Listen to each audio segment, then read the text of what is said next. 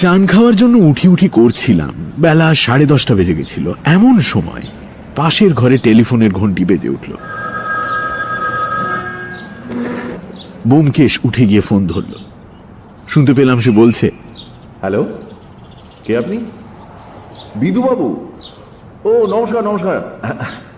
হ্যাঁ, কি খবর? হ্যাঁ বলেন কি? আমায় যেতে হবে? তা বেশ, কত নম্বর? ও আচ্ছা, আধ ঘন্টার মধ্যেই গিয়ে পৌঁছবো। পাঞ্জাবির বোতাম লাগাতে লাগাতে ব্যোমকেশ ঘর থেকে বেরিয়ে এলো। বলল, চলো একটু ঘুরে আসা যাক, একটা খুন হয়ে গেছে, বিধুবাবু স্মরণ করেছেন। আমি উঠে দাঁড়িয়ে জিজ্ঞেস করলাম, কোন বিধুবাবু? ও ডেপুটি কমিশনার। ব্যোমকেশ হেসে বলল, হ্যাঁ তিনি। অবশ্য আমার উপর এত দয়া হলো কেন বুঝতে পারছি না। নিজের ইচ্ছে যে ডাকেননি তা তাঁর কথার ভাবেই বেশ বোঝা গেল। বোধহয় ওপর থেকে হুড়ো এসেছে। পুলিশের ডেপুটি কমিশনার বিধুবাবুর সঙ্গে কাজের সূত্রে আমাদের আলাপ হয়েছিল। তিনি বেশ মুরুব্বি গোছের লোক ছিলেন। দেখা হলেই গম্ভীরভাবে ব্যোমকেশকে অনেক সদুপদেশ দিতেন। ব্যোমকেশ যে বুদ্ধি ও কর্মদক্ষতায় তার থেকে অনেকটাই ছোট, এই কথাটা ঘুরিয়ে ফিরিয়ে নানাভাবে প্রকাশ করার চেষ্টা করতেন। ব্যোমকেশ অত্যন্ত বিনীতভাবে তার লেকচারগুলো শুনত ও মনে মনে হাসত। বিধুবাবু নিজের গুণ বর্ণনা করতে করতে অনেক সময় পুলিশের অনেক গূঢ় খবর প্রকাশ করে ফেলতেন। তাই পুলিশ সংক্রান্ত কোনো খবরের প্রয়োজন হলেই ব্যোমকেশ তার সামনে গিয়ে উপস্থিত হয়ে এক দফার লেকচার শুনে আসত। কম বয়সে বোধ হয় বিধুবাবু একেবারে নির্বোধ ছিলেন না। বিশেষত এই বয়স পর্যন্ত তার অসাধারণ ধৈর্য ও কর্মোৎসাহ ছিল। কিন্তু পুলিশ আইনের কলে পড়ে তার বুদ্ধিটা যন্ত্রের মতো হয়ে গেছে। সহকর্মীরা আড়ালে তাকে বুদ্ধুবাবু বলে ডাকত। যাই হোক, তাড়াতাড়ি কিছু জলখাবার খেয়ে নিয়ে আমরা দুজনে বেরোলাম। বাসে যথাস্থানে পৌঁছতে মিনিট 20 মতো সময় লাগলো। জায়গাটা শহরের উত্তরে, ভদ্র বাঙালি পল্লীর কেন্দ্রস্থল। নম্বর খুঁজতে খুঁজতে চোখে পড়ল একটি বাড়ির দরজায় দুজন লাল পাগড়ি দাঁড়িয়ে সতর্কভাবে গোঁফে চারা দিচ্ছে। বুঝলাম এই বাড়িটি ঘটনাস্থল। ব্যোমকেশের নাম শুনে কনস্টেবল পথ ছেড়ে দাঁড়ালো। আমরা প্রবেশ করলাম। বাইরে থেকে দেখলে দোতলা বাড়িটা ছোট বলে মনে হয়, কিন্তু ভেতরে বেশ সুপ্রশস্ত, মানে অবস্থাপন্ন লোকের বাড়ি বলে মনে হয়। বাড়িতে প্রবেশ করেই সামনের খোলা দালানে বড় বড় টবে বাহারের তাল গাছ সাজানো রয়েছে চোখে পড়ল। একটা প্রকাণ্ড কাঁচের পাত্রে লাল মাছ খেলা করছে। দালানের 3 ধারে বারান্দা যুক্ত কয়েকটা ঘর। প্রবেশদ্বারের সামনে দালানের অপর প্রান্তে উপরে উঠবার দুমুখ সিঁড়ি।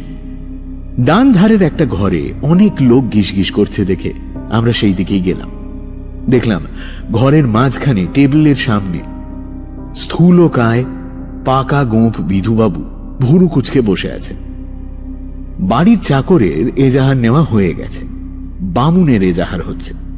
লোকটা কাঁদো কাঁদো মুখে হাত জোর করে দাঁড়িয়ে বিধুবাবুর কড়া কড়া প্রশ্নের জবাব দিচ্ছে ও ধমক খেয়ে চমকে চমকে উঠছে।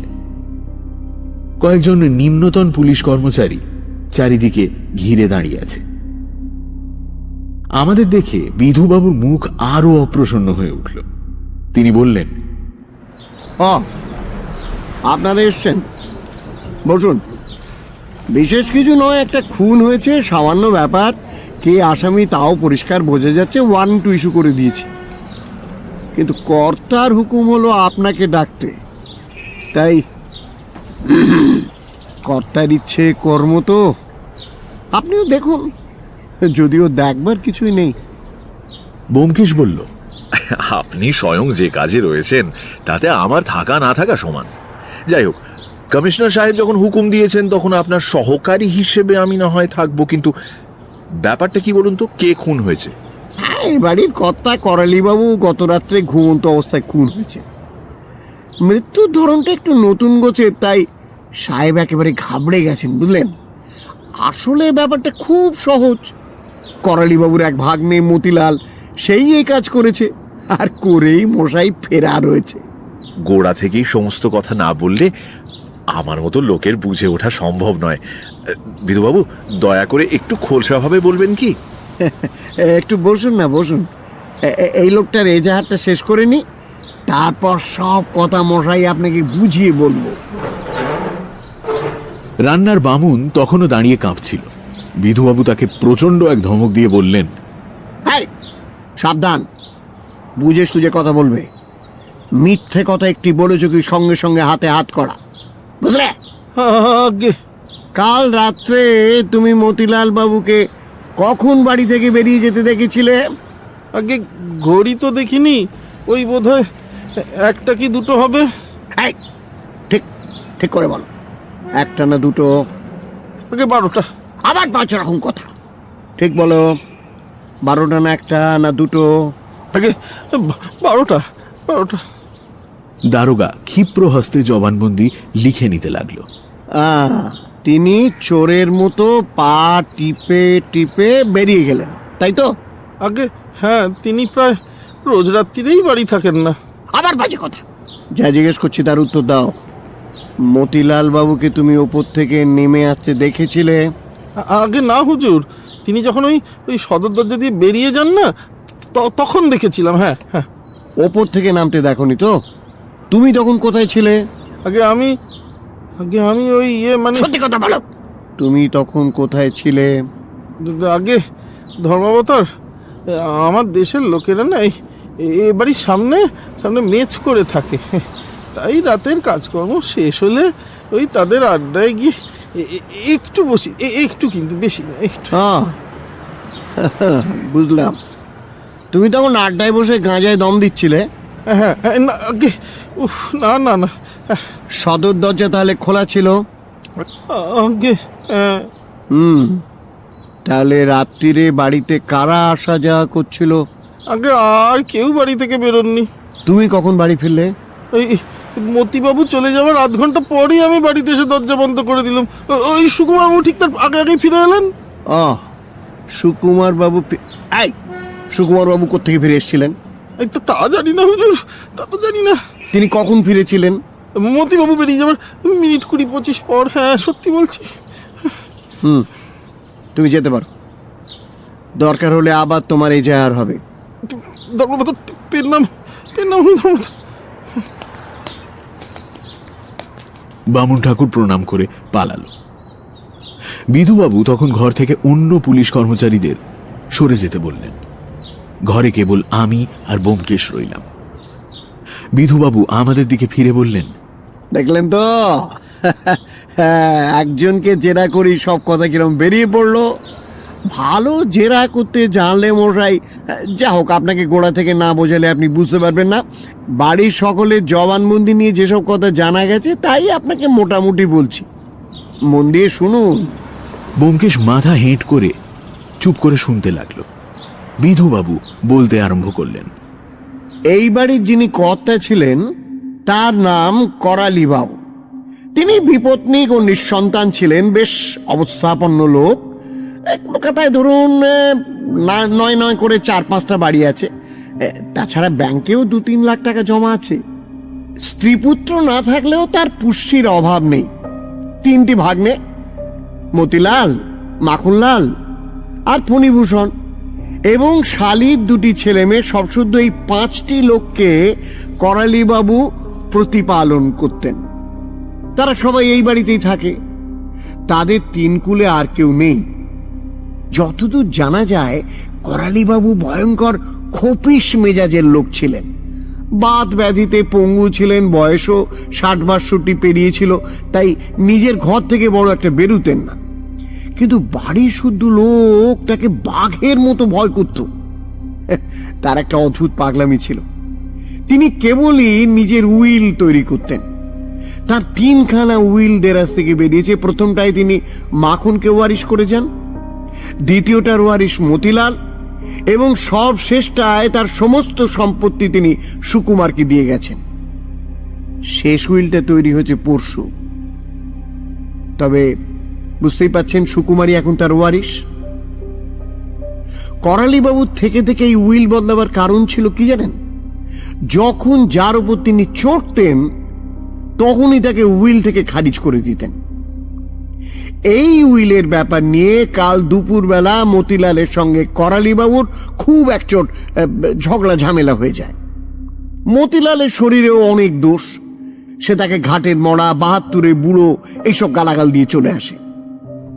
তারপর রাত্রি প্রায় ১২টার সময় মতিলাল চুপি চুপি বাড়ি থেকে পালায়। বামুন এবং চাকর দুজনেই তাকে পালাতে দেখেছে। আজ সকালবেলা দেখা গেল করালিবাবু তার বিছানায় মরে পড়ে আছেন। কি করে মৃত্যু হলো? কি করে মৃত্যু হলো এটা প্রথমটা কেউ বুঝতে পারেনি। আমি এসে বার করলাম তার ঘাড়ে ঠিক মেডাল আর ফার্স্ট ভার্টিব্রার মাঝখানে একটা ছুঁচ আমূল ফুটিয়ে দিয়ে তাকে খুন করা হয়েছে। বিধুবাবু চুপ করলে ব্যোমকেশ মুখ তুলল। ভারী আশ্চর্য ব্যাপার তো। মেডিউলা আর ফার্স্ট সার্ভাইকাল ভার্টিব্রার সন্ধিস্থলে ছুঁচ ফুটিয়ে খুন করেছে। এই যে একেবারে ব্রাইড অফ ল্যামামোর। কিছুক্ষণ চিন্তা করে বলল, মতিলালের নামে ওয়ারেন্ট বার করে দিয়েছেন? মানে লোকটা কাজকর্ম কিছু করে কিনা খবর পেয়েছেন কি? আরে কিছু না, থার্ড ক্লাস অব্দি বিদ্যে, ঘোর বকাটে, মামার অন্নমাত্র আর বেলের লাগিরি করে বেড়াতো। আর মাখনলাল? তিনিও প্রায় দাদারই মতো, তবে অতটা নয়। কোকেন গাঁজা টাজা খায় বটে, কিন্তু দাদার মতো এখনো নামকাটা সেপাই হয়ে ওঠেনি। আর ফণিভূষণ? তিনি আবার খোঁড়া, কিন্তু এ ছোঁড়া বোধহয় অতটা খারাপ নয়। তার কারণ খোঁড়া বলে বাড়ি থেকে বেরোতে পারে না। ৩ ভাইয়ের মধ্যে এই ফণিভূষণই যাকে বলে একটু মানুষের মতো বোধ হলো। আচ্ছা, আর সুকুমার? না, সুকুমার বেশ ভালো ছেলে, মেডিকেল কলেজে 5th ইয়ারে পড়ে, তার বোন সত্যবতী কলেজে পড়ে। এরা 2 ভাই বোনে বুড়োর যা কিছু সেবা শুশ্রূষা করত। এরা সকলেই বোধহয় অবিবাহিত। হ্যাঁ, মেয়েটিও তাই। এবার চলুন বাড়িটা একবার ঘুরে দেখা যাক। মৃতদেহ বোধহয় এখনো সরানো হয়নি, তাই না? না। একটু অপ্রসন্নভাবেই বিধুবাবু উঠে আগে আগে চললেন। আমরা তাঁকে অনুসরণ করলাম। ওপরে উঠবার সিঁড়ি বারান্দার দুদিক থেকে মাঝে চওড়া হয়ে দোতলায় পৌঁছেছে। সিঁড়ির নিচে একটা ঘরের দরজা দেখা গেল। ব্যোমকেশ জিজ্ঞেস করল, ও ঘরটি কার? ওটা মতিলালের ঘর। বিশেষ কারণবশত তিনি নিচে শোয়াই পছন্দ করতেন। কর্তা অত্যন্ত কড়া মেজাজের লোক ছিলেন। রাত্রি 9টার পর কারুর বাইরে থাকবার কোনো হুকুম ছিল না। এর ঠিক ওপরের ঘরেই কর্তা শুতেন। ও, আর এ ঘরটি? বলে ব্যোমকেশ সিঁড়ির পাশে কোণের ঘরটার দিকে আঙুল দেখালো। ওটায় মাখনলাল থাকে। এরা সবাই যে যার ঘরেই আছেন বোধহয়, অবশ্য মতিলাল ছাড়া।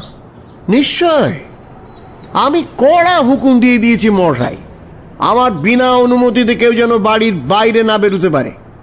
দোরের কাছে কনস্টেবল মোতায়েন আছে। ব্যোমকেশ অস্ফুট স্বরে প্রশংসা ও অনুমোদন সূচক কি একটা বলল, শুনতে পেলাম না।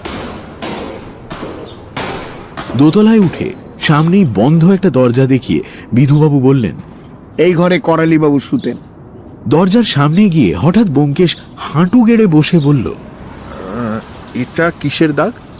বিধুবাবু ঝুঁকে একবার দেখলেন, তারপর সোজা হয়ে তাচ্ছিল্য ভরে বললেন, ওইটা চায়ের দাগ।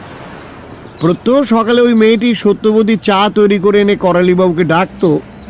আজ সকালে সাড়া না পেয়ে ঘরে ঢুকে দেখলো তিনি মরে পড়ে আছেন। সেই সময় বোধহয় পেয়ালা থেকে চা চলকে পড়েছিল। ও, তা তিনি বুঝি সর্বপ্রথম করালিবাবুর মৃত্যুর কথা জানতে পারেন, তাই তো? হ্যাঁ। দরজায় চাবি লাগানো ছিল। বিধুবাবু তালা খুলে দিলে আমরা ভেতরে ঢুকলাম। ঘরটি মাঝারি আয়তনে, আসবাবপত্র বেশি নেই, কিন্তু যে কটা আছে সেগুলো পরিপাটিভাবে সাজানো। মেঝে মির্জাপুরি কার্পেট পাতা। ঘরের মাঝখানে কাজ করা টেবিল ক্লথে ঢাকা ছোট টিপাই। এক কোণে একটা আলনা, তাতে কোঁচানো থান ও জামা গোছানো রয়েছে। জুতোগুলি নিচে বার্নিশ করা অবস্থায় সাজানো রয়েছে। ঘরের বাঁ দিকের কোণে একটা খাট, খাটের ওপর চাদর ঢাকা একটা জিনিস রয়েছে। দেখলে মনে হয় যেন কেউ পাশ ফিরে চাদর মুড়ি দিয়ে ঘুমোচ্ছে। খাটের পাশে একটা টেবিল, তার উপর কয়েকটি ওষুধের শিশি ও মেজার গ্লাস সারি দিয়ে সাজানো রয়েছে। কাঁচের গেলাস ঢাকা একটা কুঁজো খাটের মাথার কাছে মেঝের ওপর রয়েছে। মোটের ওপর ঘরটা দেখলে গৃহকর্তা যে কি ধরনের গোছানো লোক ছিলেন সেটা সহজেই অনুমান করা যায়, এবং বিছানায় শোয়ানো এই চাদর ঢাকা লোকটি যে গত রাত্রে এই ঘরেই খুন হয়েছিল তা কল্পনা করাও দুঃসাধ্য হয়ে পড়ে। টিপাইয়ের ওপর এক পেয়ালা না খাওয়া চা তখনও পড়েছিল। ব্যোমকেশ প্রথমে সেই পেয়ালাটাই অনেকক্ষণ ধরে নিরীক্ষণ করল। শেষে মৃদু স্বরে কতকটা নিজ মনেই বলল, পেয়ালার অর্ধেক চা চলকে পিরিচে পড়েছে, পেয়ালাটা অর্ধেক খালি, পিরিচটা ভরা। কেন? বিধুবাবু অধীরভাবে মুখে একটা শব্দ করে বললেন, আহা, সে কথা তো আগেই বলেছি আপনাকে, মেয়েটি। শুনেছি, কিন্তু কেন? বিধুবাবু এই অর্থহীন প্রশ্নের জবাব দেওয়ার প্রয়োজন মনে করলেন না। বিরক্ত মুখে জানলার সামনে গিয়ে দাঁড়ালেন। ব্যোমকেশ সন্তর্পণে চায়ের পেয়ালাটা তুলে নিল। চায়ের ওপর সর পড়েছিল। চামচ দিয়ে চাটা গুলিয়ে নিয়ে সে আস্তে আস্তে এক চামচ চা মুখে দিল। তারপর পেয়ালাটা যথাস্থানে রেখে দিয়ে মুখ মুছে খাটের পাশে গিয়ে দাঁড়ালো। কিছুক্ষণ স্থিরভাবে বিছানার দিকে চেয়ে থেকে সে জিজ্ঞেস করল, মৃতদেহ নাড়াচাড়া হয়নি, তাই তো? ঠিক যেমন ছিল তেমনই আছে? বিধুবাবু জানলার বাইরে তাকিয়ে বললেন, হ্যাঁ, কেবল চাদরটা মাথা পর্যন্ত ঢাকা দেয়া হয়েছে, আর ওই ছুঁচটা ওইটা বার করে নিয়েছি। ব্যোমকেশ ধীরে ধীরে চাদরটা তুলে নিল। শুষ্ক শীর্ণ লোকটি যেন দেয়ালের দিকে পাশ ফিরে ঘুমোচ্ছে। মাথার চুল সব পেকে যায়নি, কপালের চামড়া কুঁচকে গভীর রেখা পড়েছে। মুখে মৃত্যু যন্ত্রণার কোনো চিহ্ন নেই। ব্যোমকেশ লাশ না সরিয়েই পুঙ্খানুপুঙ্খভাবে পরীক্ষা করল। ঘাড়ের চুল সরিয়ে দেখল, নাকের কাছে ঝুঁকে অনেকক্ষণ কি নিরীক্ষণ করল। তারপর বিধুবাবুকে ডেকে বলল, আপনি নিশ্চয়ই খুব ভালো করেই লাশ পরীক্ষা করেছেন। তবু দুটো বিষয় আপনার দৃষ্টি আকর্ষণ করছি। ঘাড়ে 3 বার ছুঁচ ফোটানোর দাগ আছে। বিধুবাবু আগে তা লক্ষ্য করেননি, এখন তা দেখে বললেন, হ্যাঁ, ও বিশেষ কিছু নয়। মেডালা আর মেরুদণ্ডের সন্ধিস্থলটা খুঁজে পায়নি, তাই কয়েকবার ফুটিয়েছে ছুঁচ। দ্বিতীয় বিষয়টি কি? নাকটা দেখেছেন? নাক? হ্যাঁ, নাক। বিধুবাবু নাক দেখলেন। আমিও ঝুঁকে দেখলাম। নাসারন্ধ্রের চারিদিকে কয়েকটা ছোট ছোট কালো দাগ রয়েছে। শীতের সময় গায়ের চামড়া ফেটে গেলে যেরকম দাগ হয় সেই রকম। বিধুবাবু বললেন, হ্যাঁ, বোধহয় সর্দি হয়েছিল, ঘন ঘন নাক মুছলে ওরকম হয়। তো এই থেকে আপনি কি অনুমান করলেন? কিচ্ছু না, কিচ্ছু না। চলুন এবার পাশের ঘরটা দেখা যাক। ওটা বোধহয় করালিবাবুর বসবার ঘর ছিল। পাশের ঘরে টেবিল, চেয়ার, টাইপরাইটার, বইয়ের আলমারি ইত্যাদি রয়েছে। এই ঘরে করালিবাবু অধিকাংশ সময় কাটাতেন। বিধুবাবু টেবিলের দেরাজের দিকে আঙুল দেখিয়ে বললেন, এই দেরাজেই তার উইলগুলো পাওয়া গেছে। ব্যোমকেশ এই ঘরটাও ভালো করে পরীক্ষা করল, কিন্তু কিছু পাওয়া গেল না। দেরাজে অন্য কোনো কাগজপত্র ছিল না। ঘরের অপর দিকে ছোট একটা গোসলখানা। ব্যোমকেশ সেটাতে একবার উঁকি মেরে ফিরে এসে বলল, এখানে আর কিছু দেখবার নেই। এবার চলুন সুকুমার বাবুর ঘরে। তিনি মৃতের উত্তরাধিকারী না? ভালো কথা, ছুঁচটা একবার দেখি। বিধুবাবু পকেট থেকে একটা খাম বার করে দিলেন। ব্যোমকেশ তার ভেতর থেকে একটা ছুঁচ বার করে 2 আঙুলে তুলে ধরল। সাধারণ ছুঁচের চেয়ে আকারে একটু বড় ও মোটা, অনেকটা কাঁথা সেলাইয়ের ছুঁচের মতো। তার এক প্রান্ত থেকে একটা সুতো এখনো ঝুলছে। ব্যোমকেশ বিস্ফারিত চোখে কিছুক্ষণ তাকিয়ে থেকে তারপর চাপা স্বরে বলল, আশ্চর্য, ভারী আশ্চর্য। কি? সুতো দেখছেন না? ছুঁচে সুতো পরানো রয়েছে, কালো রেশমের সুতো। কালো রেশমের সুতো? হ্যাঁ, দেখতে পাচ্ছি। কিন্তু ছুঁচে সুতো পরানো তো থাকতেই পারে, তো এতে আশ্চর্যের কি আছে?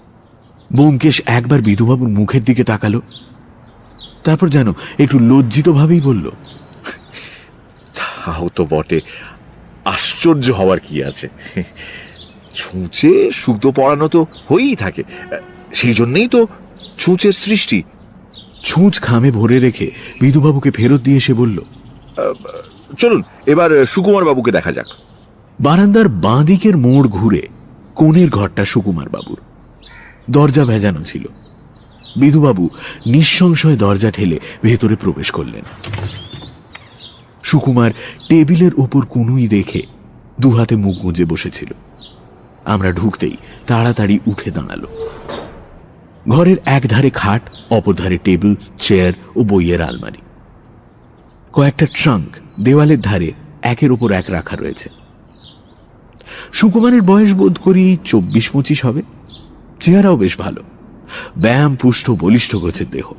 কিন্তু বাড়িতে এই ভয়ঙ্কর দুর্ঘটনার ফলে মুখ শুকিয়ে চোখ বসে গিয়ে চেহারা অত্যন্ত শ্রীহীন হয়ে পড়েছে। আমাদের তিনজনকে একসঙ্গে ঢুকতে দেখে তার চোখে একটা ভয়ের ছায়া পড়ল। বিধুবাবু বললেন, সুকুমার বাবু, ইনি ব্যোমকেশ বক্সী, আপনার সঙ্গে কথা বলতে চান। সুকুমার গলা সাফ করে নিয়ে বলল, বসুন। ব্যোমকেশ টেবিলের সামনে বসল। একটা বই টেবিলের ওপর রাখা ছিল। তুলে নিয়ে দেখল গ্রেজ অ্যানাটমি। পাতা উল্টাতে উল্টাতে বলল, আপনি কাল রাত 12টার সময় কোথা থেকে ফিরেছিলেন সুকুমার বাবু? সুকুমার চমকে উঠল। হ্যাঁ, তারপর অস্ফুট স্বরে বলল, সিনেমায় গিয়েছিলাম। কোন সিনেমায়? চিত্রা। বিধুবাবু একটু ধমকের সুরে বললেন, এটা আমাকে আগে বলা উচিত ছিল আপনার, আপনি বলেননি কেন? দরকারি কথা বলে মনে হয়নি, তাই বলিনি। মানে দরকারি কি অদরকারি সে বিচার আমরা করব। আপনি যে চিত্রায় গিয়েছিলেন তার কোনো প্রমাণ আছে? সুকুমার কিছুক্ষণ মাথা নিচু করে চিন্তা করল। তারপর আলনায় টাঙানো পাঞ্জাবির পকেট থেকে একটা রঙিন কাগজের টুকরো এনে দেখালো। কাগজটা সিনেমার টিকিটের অর্ধাংশ। বিধুবাবু ভালো করে দেখে নোটবুকের মধ্যে রাখলেন। ব্যোমকেশ বইয়ের পাতা উল্টাতে উল্টাতে বলল, সন্ধ্যের শোতে না গিয়ে 9:30টার শোতে গিয়েছিলেন, এর কোনো কারণ ছিল কি? না, কারণ এমন কিছু তো। বেশি রাত্রি পর্যন্ত বাইরে থাকা করালিবাবু পছন্দ করেন না, এ কথা নিশ্চয় আপনার জানা ছিল। সুকুমার উত্তর দিতে পারল না, চুপ করে দাঁড়িয়ে রইল। হঠাৎ তার মুখের দিকে তাকিয়ে ব্যোমকেশ জিজ্ঞেস করল, করালিবাবুর সঙ্গে আপনার শেষ দেখা কখন হয়েছিল? সন্ধে 5টার সময়। আপনি তার ঘরে গিয়েছিলেন? হ্যাঁ। কেন? সুকুমার জোর করে নিজের কণ্ঠস্বর সংযত করে ধীরে ধীরে বলল, মেসমশাইকে উইল সম্বন্ধে কিছু বলতে গিয়েছিলাম। তিনি মতি দাদাকে বঞ্চিত করে আমার নামে সমস্ত সম্পত্তি উইল করেছিলেন। এই নিয়ে মতিদার সঙ্গে দুপুরবেলা তাঁর বচসা হয়। আমি মেসমশাইকে বলতে গিয়েছিলাম আমি একা তার সম্পত্তি চাই না, তিনি যেন তার সম্পত্তি সবাইকে সমান ভাগ করে দেন। তারপর? আমার কথা শুনে তিনি আমাকে ঘর থেকে বেরিয়ে যেতে বললেন। আপনিও বোধহয় বেরিয়ে গেলেন? হ্যাঁ। সেখান থেকে আমি ফণির ঘরে গিয়ে বসলাম। ফণির সঙ্গে কথা বলতে বলতে রাত হয়ে গেল।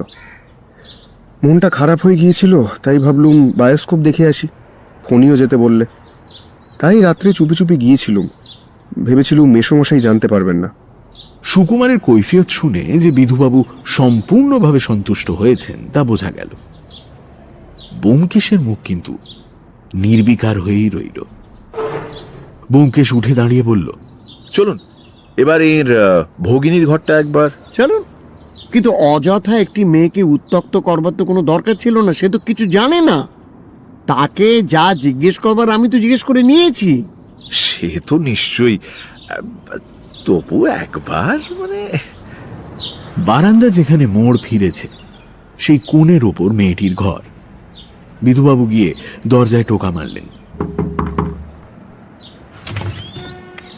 আধ মিনিট পরে একটি 17-18 বছর বয়সের মেয়ে দরজা খুলে আমাদের দেখে দরজার পাশে সরে দাঁড়ালো। আমরা ঘরে ঢুকলাম। সুকুমারও আমাদের পেছনে পেছনে আসছিল। সে গিয়ে ক্লান্তভাবে বিছানায় বসে পড়ল। ঘরে ঢোকবার সময় মেয়েটিকে একবার দেখে নিয়েছিলাম। গায়ের রং ময়লা, লম্বা রোগা গোছে চেহারা, কেঁদে কেঁদে চোখ দুটো লাল হয়ে উঠেছে, মুখটাও একটু ফুলেছে। সুতরাং সে সুশ্রী কি কুশ্রী তা বোঝবার উপায় নেই। মাথার চুল রুক্ষ। এই শোকে অবসন্ন মেয়েটিকে জেরা করার নিষ্ঠুরতার জন্য মনে মনে ব্যোমকেশের ওপর রাগ হচ্ছিল, কিন্তু তার কুণ্ঠার আড়ালে যে একটা দৃঢ় সংকল্পিত উদ্দেশ্য রয়েছে তাও বুঝতে পারছিলাম। ব্যোমকেশ মেয়েটিকে একটি নমস্কার করে বিনীতভাবে বলল, আপনাকে একটু কষ্ট দেব, কিছু মনে করবেন না। এরকম একটা ভয়ানক দুর্ঘটনা যখন বাড়িতে হয়ে যায় তখন বোঝার ওপর শাকের আঁটির মতো পুলিশের ছোটখাটো উৎপাতও সহ্য করতে হয়। বিধুবাবু ফোঁস করে উঠলেন। পুলিশের নামে বদনাম দেবেন না, আপনি পুলিশ নন।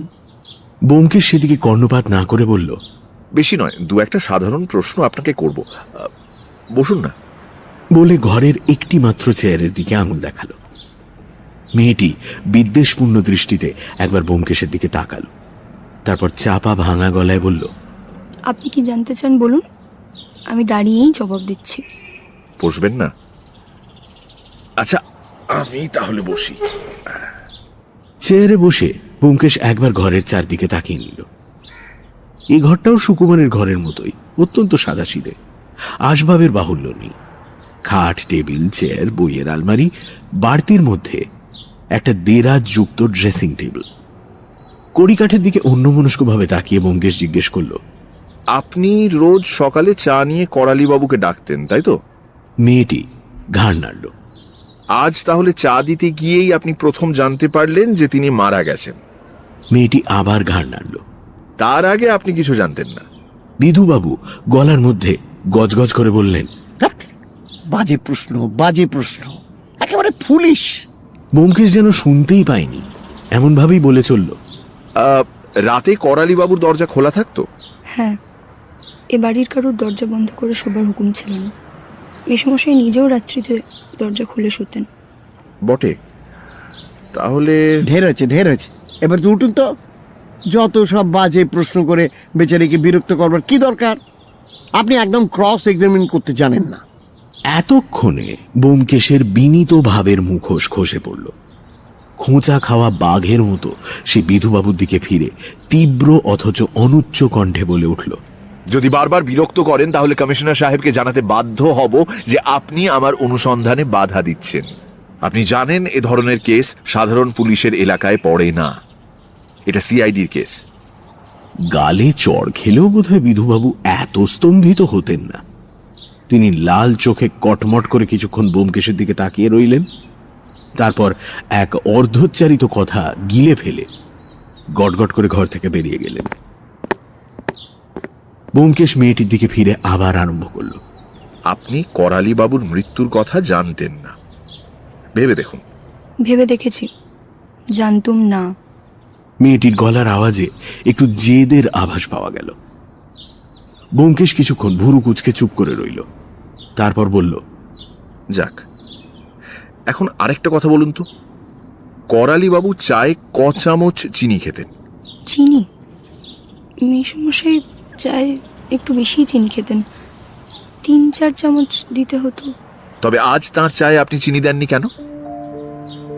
মেয়েটির মুখ একেবারে ছাইয়ের মতো হয়ে গেল। ত্রাস বিস্ফারিত চোখে সে একবার চারিদিকে তাকালো, তারপর ঠোঁট চেপে অতি কষ্টে নিজেকে সম্বরণ করে বলল, বোধহয় মনে ছিল না। কাল থেকে আমার শরীরটা আসলে ভালো নেই, তাই। কাল কলেজে গিয়েছিলেন? হ্যাঁ। অলসভাবে চেয়ার ছেড়ে উঠে ব্যোমকেশ ধীরে ধীরে বলল, সব কথা খুলে বললে আমাদের অনেক সুবিধে হয়, আপনাদেরও হয়তো সুবিধে হতে পারে। মেয়েটি ঠোঁট টিপে দাঁড়িয়ে রইল, উত্তর দিল না। ব্যোমকেশ আবার বলল, আমাকে সব কথা বলবেন কি? আমি আর কিছু জানি না। ব্যোমকেশ একটা নিঃশ্বাস ফেলল। এতক্ষণ সে টেবিলের ওপর রাখা একটা সেলাইয়ের বাক্সের দিকে তাকিয়ে কথা বলছিল। এবার টেবিলের কাছে গিয়ে দাঁড়ালো, বাক্সটার দিকে আঙুল দেখিয়ে বলল, এটা আপনার বোধ হয়। হ্যাঁ। বাক্সটা ব্যোমকেশ খুলল। বাক্সের মধ্যে একটি অসমাপ্ত টেবিল ক্লথ ও নানান রঙের রেশমি সুতো তাল পাকানো ছিল। সুতোর তালটা তুলে নিয়ে ব্যোমকেশ নিজের মনেই বলতে লাগলো, লাল, বেগুনি, নীল, কালো। কালো। ছুঁচ কই? ছুঁচ? হ্যাঁ, ছুঁচ। ছুঁচ দিয়েই সেলাই করেন নিশ্চয়ই। সেই ছুঁচ কোথায়? মেয়েটি কি বলতে গেল কিন্তু বলতে পারল না। হঠাৎ ফিরে দাদা, দাদা বলে ছুটে গিয়ে সুকুমার যেখানে বসেছিল সেখানে তার কোলের ওপর মাথা রেখে কাঁদতে লাগলো। চাপা কান্নার আবেগে তার সমস্ত দেহ কেঁপে উঠতে লাগলো। সুকুমার বিহ্বলের মতো তার মুখটা তুলবার চেষ্টা করতে করতে বলতে লাগলো, সত্য, সত্য, সত্য, সত্য। সত্যবতী মুখ তুলল না, কাঁদতেই থাকল। ব্যোমকেশ তার কাছে গিয়ে খুব নরম সুরে বলল, ভালো করলেন না, আমাকে বলতে পারতেন। আমি পুলিশ নই, শুনেছেন তো? বললে হয়তো আপনাদের সুবিধে হতো। চলো অজিত। ঘর থেকে বেরিয়ে এসে ব্যোমকেশ সন্তর্পণে দরজা ভেজিয়ে দিল। কিছুক্ষণ ভুরু কুচকে দাঁড়িয়ে থেকে হঠাৎ মুখ তুলে বলল, এবার হ্যাঁ, ফণী বাবু, চলো, বোধহয় ওদিকের ঘরটা তাঁর। করালিবাবুর ঘর পার করে বারান্দার অপর প্রান্তের মোড় ঘুরে পাশেই একটা দরজা পড়ে। ব্যোমকেশ সেই দরজায় টোকা মারল। একটা 20-22 বছরের ছোকরা দরজা খুলে দিল। ব্যোমকেশ জিজ্ঞেস করল, আপনি ফণী বাবু? হ্যাঁ হ্যাঁ, আসুন আসুন। ফণীর চেহারা দেখেই মনে হয় তার শরীরে কোথাও একটা অসঙ্গতি আছে, কিন্তু চট করে ধরা যায় না। তার দেহ বেশ পুষ্ট, কিন্তু মুখখানা হাড় বের করা। অনেক দিনের চাপা বেদনা যেন অল্প বয়সেই তার মুখকে রেখা চিহ্নিত করে দিয়েছে। আমরা ঘরে প্রবেশ করতেই সে আগে গিয়ে একটা চেয়ারের দিকে আঙুল দেখিয়ে বলল, বসুন বসুন। তখন তার হাঁটার ভঙ্গিটা দেখে বুঝলাম শারীরিক অসঙ্গতিটা কোনখানে। তার বাঁ পাটা অস্বাভাবিক সরু, চলিত কথায় যাকে ছিনে পড়া বলে তাই। ফলে হাঁটবার সময় সে বেশ খানিকটা খুঁড়িয়ে চলে। আমি বিছানার একপাশে বসলাম, ফণী আমার পাশে বসল। ব্যোমকেশ প্রথমটা যেন কি বলবে ভেবে পেল না। শেষে একটু ইতস্তত করে বলল, এই ব্যাপারে পুলিশ আপনার দাদা মতিলাল বাবুকে সন্দেহ করে, আপনি জানেন বোধহয়। সে জানি, কিন্তু আমিও জোর করে বলতে পারি যে দাদা নির্দোষ। দাদা ভয়ানক রাগী আর ঝগড়াটে, কিন্তু সে মামাকে খুন করবে এ আমি বিশ্বাস করতে পারি না। বিষয় আশয় থেকে বঞ্চিত হবার রাগে তিনি এ কাজ করতে পারেন নাকি? সে অজুহাত শুধু দাদার নয়, আমাদের 3 ভাইয়েরই আছে। তবে শুধু দাদাকেই সন্দেহ করবেন কেন? আপনি যা জানেন সব কথাই বোধহয় পুলিশকে বলেছেন, তবু 2-1টা কথা একটু জানতে চাই।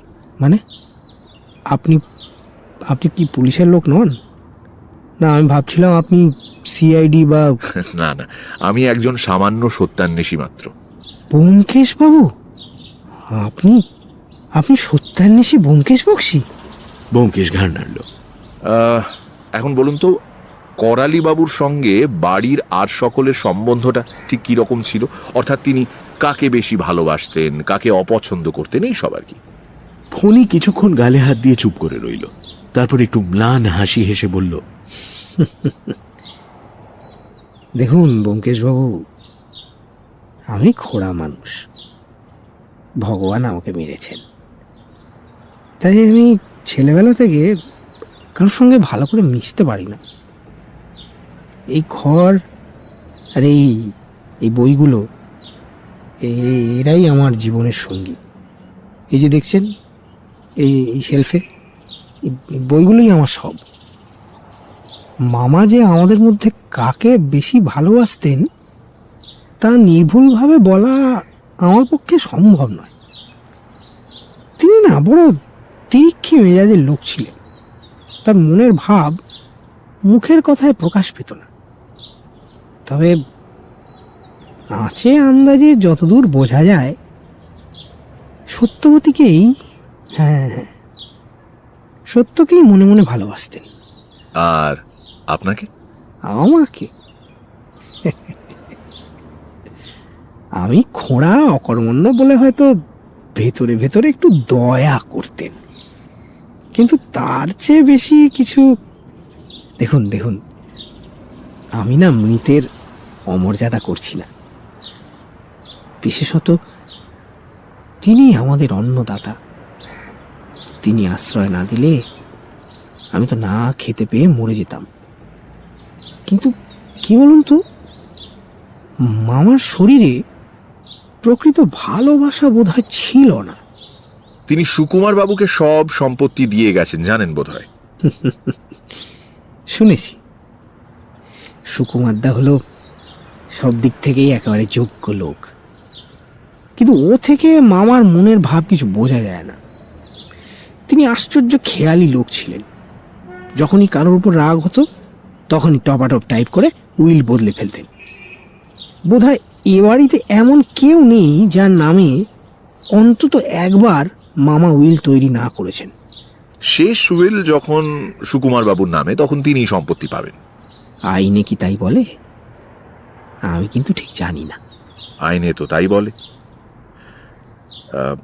এই অবস্থায় আপনি কি করবেন, কিছু ঠিক করেছেন কি? ফণি চুলের মধ্যে একবার আঙুল চালিয়ে জানলার বাইরে তাকিয়ে বলল, কি করব, কোথায় যাব, কিছুই জানি না। লেখাপড়াটা তো শিখিনি, তাই উপার্জন করবার যোগ্যতাটাও নেই। সুকুমারদা যদি আশ্রয় দেয় তবে তার আশ্রয়ই থাকব, না হয় রাস্তায় গিয়ে দাঁড়াতে হবে ব্যোমকেশ বাবু, রাস্তায়। তার চোখের কোলে জল এসে পড়েছে দেখে আমি তাড়াতাড়ি অন্যদিকে মুখ ফিরিয়ে নিলাম। ব্যোমকেশ অন্যমনস্কভাবে বলল, সুকুমার বাবু কাল রাত্রি 12টার সময় বাড়ি ফিরেছেন। হ্যাঁ, রাত্রি 12টার সময়? ও হ্যাঁ, তিনি বায়োস্কোপ দেখতে গিয়েছিলেন। করালি বাবুকে কটার সময় খুন করা হয়েছে আপনি আন্দাজে বলতে পারবেন? মানে কোনো রকম শব্দ টব্দ শুনেছিলেন কি? না, কিছু না। ওই হয়তো শেষ রাতে। তিনি রাত 12টায় খুন হয়েছেন। ব্যোমকেশ উঠে পড়ল, ঘড়ি দেখে বলল, ও বাবা, 2:30 বেজে গেছে। আর না, চলো হে অজিত, বেশ খিদে পেয়ে গেছে। আপনাদেরও তো এখনো খাওয়া দাওয়া কিছু হয়নি নাকি? আসি আজ, নমস্কার। এমন সময় নিচে একটা গন্ডগোল শোনা গেল। পরক্ষণেই আমাদের ঘরের দরজা সজোরে ঠেলে একজন লোক উত্তেজিতভাবে বলতে বলতে ঢুকলো, ফণি দাদাকে অ্যারেস্ট করে এনেছে। আমাদের দেখেই সে থেমে গেল। ব্যোমকেশ বলল, আপনি মাখন বাবু? মাখন ভয়ে কুঁচকে গেল। আমি কিছু জানি না, আমি কিছু জানি না বলে সবেগে ঘর ছেড়ে পালালো।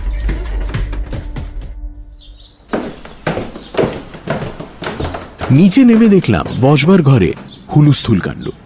বিধুবাবু ঘরে নেই, থানার ইন্সপেক্টর তার স্থান অধিকার করেছেন। একটা পাগলের মতো চেহারার হাত কড়া পরা লোককে 2জন কনস্টেবল ধরে আছে, আর সে হাউমাউ করে বলছে, মামা খুন হয়েছেন? দোহাই মশাই, আমি কিচ্ছু জানি না। যে দিব্যি গালতে বলছেন গালছি। আমি মাতাল দাতাল লোক, ডালিমের বাড়িতে রাত কাটিয়েছি। ডালিম সাক্ষী আছে, ডালিম। ইন্সপেক্টর বাবুটি সত্যি সত্যি কাজের লোক। এতক্ষণ নিষ্পৃহভাবে বসেছিলেন। আমাদের দেখে বললেন, আসুন ব্যোমকেশ বাবু, ইনি মতিলাল, বিধুবাবুর আসামি। যদি কিছু জিজ্ঞেস করতে চান করতে পারেন। একে কোথায় গ্রেপ্তার করা হলো? যে সাব ইন্সপেক্টর গ্রেপ্তার করেছিল সে বলল, আগে হাড়কাটা গলির এক স্ত্রীলোকের বাড়িতে। মতিলাল আবার বলতে আরম্ভ করলো, ডালিমের বাড়িতে ঘুমোচ্ছিলাম, কোন শালা মিছে কথা বলে আমি আমি আমি কিছু জানি না, আমি মামাকে খুন করিনি। আপনি তো ভোর না হতেই বাড়ি ফিরে আসেন, আজ ফেরেননি কেন? কেন কেন আমি আমি আমি মদ খেয়েছিলাম, 2 বোতল উইস্কিটে, দু বোতল উইস্কি টেনেছিলাম, আমি ঘুম ভাঙেনি আমার। ব্যোমকেশ ইন্সপেক্টর বাবুর দিকে চেয়ে ঘাড় নাড়ল। তিনি বললেন, নিয়ে যাও, হাজতে রাখবে। আমাকে আমাকে ছেড়ে আমাকে ছেড়ে দিন, আমি আমি মতিলাল চিৎকার করতে করতে স্থানান্তরিত হলো। ব্যোমকেশ বলল, বিধুবাবু কোথায়? তিনি মিনিট 15 হলো বাড়ি গিয়েছেন, আবার 4টের সময় আসবেন হয়তো। আচ্ছা, তাহলে আমরাও উঠি, কাল সকালে আবার আসবো খন। ভালো কথা, বাড়ির ঘরগুলো সব খানা তল্লাশি হয়েছে? করালি বাবুর আর মতিলালের ঘর খানা তল্লাশ হয়েছে, অন্য ঘরগুলো খানা তল্লাশ করা বিধুবাবু দরকার মনে করেননি। তা মতিলালের ঘর থেকে কিছু পাওয়া গেছে? না, কিছুই না। উইলগুলো দেখা হলো না, সেগুলো বোধহয় বিধুবাবু সিল করে রেখে গেছেন। থাক, কাল দেখলেই হবে। আচ্ছা চললুম, ইতিমধ্যে যদি নতুন কিছু জানতে পারেন খবর দেবেন।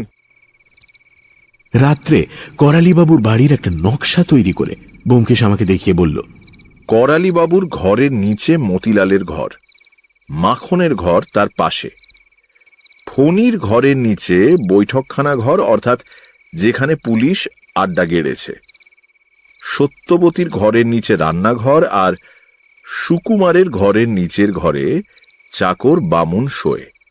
এই প্ল্যান কি হবে? কিছু না, কিছু না বলে ব্যোমকেশ নকশাটা মন দিয়ে দেখতে লাগলো। আমি বললাম, তোমার কিরকম মনে হচ্ছে? মতিলাল বোধহয় খুন করেনি না? না, সে বিষয়ে তুমি নিশ্চিন্ত থাকতে পারো। তবে কে বলো তো? সেইটে বলাই শক্ত। মতিলালকে বাদ দিলে 4 জন বাকি থেকে যায়, ফণি, মাখন, সুকুমার আর সত্যবতী। এদের মধ্যে যে কেউ খুন করতে পারে, সকলের স্বার্থ প্রায় সমান। সত্যবতীও নয় কেন? কিন্তু মেয়ে মানুষ হয়ে? মেয়ে মানুষ যাকে ভালোবাসে তার জন্য করতে পারে না এমন কোনো কাজ নেই অজিত। কিন্তু তার স্বার্থ কি? করালিবাবুর শেষ উইলে তার ভাই তো সব পেয়েছে, বুঝলে না? যে লোক ঘন্টায় ঘন্টায় মত বদলায়, তাকে খুন করলে তার আর মত বদলাবার অবকাশ থাকে না। স্তম্ভিত হয়ে গেলাম। এইভাবে তো কখনো ব্যাপারটা ভেবে দেখিনি।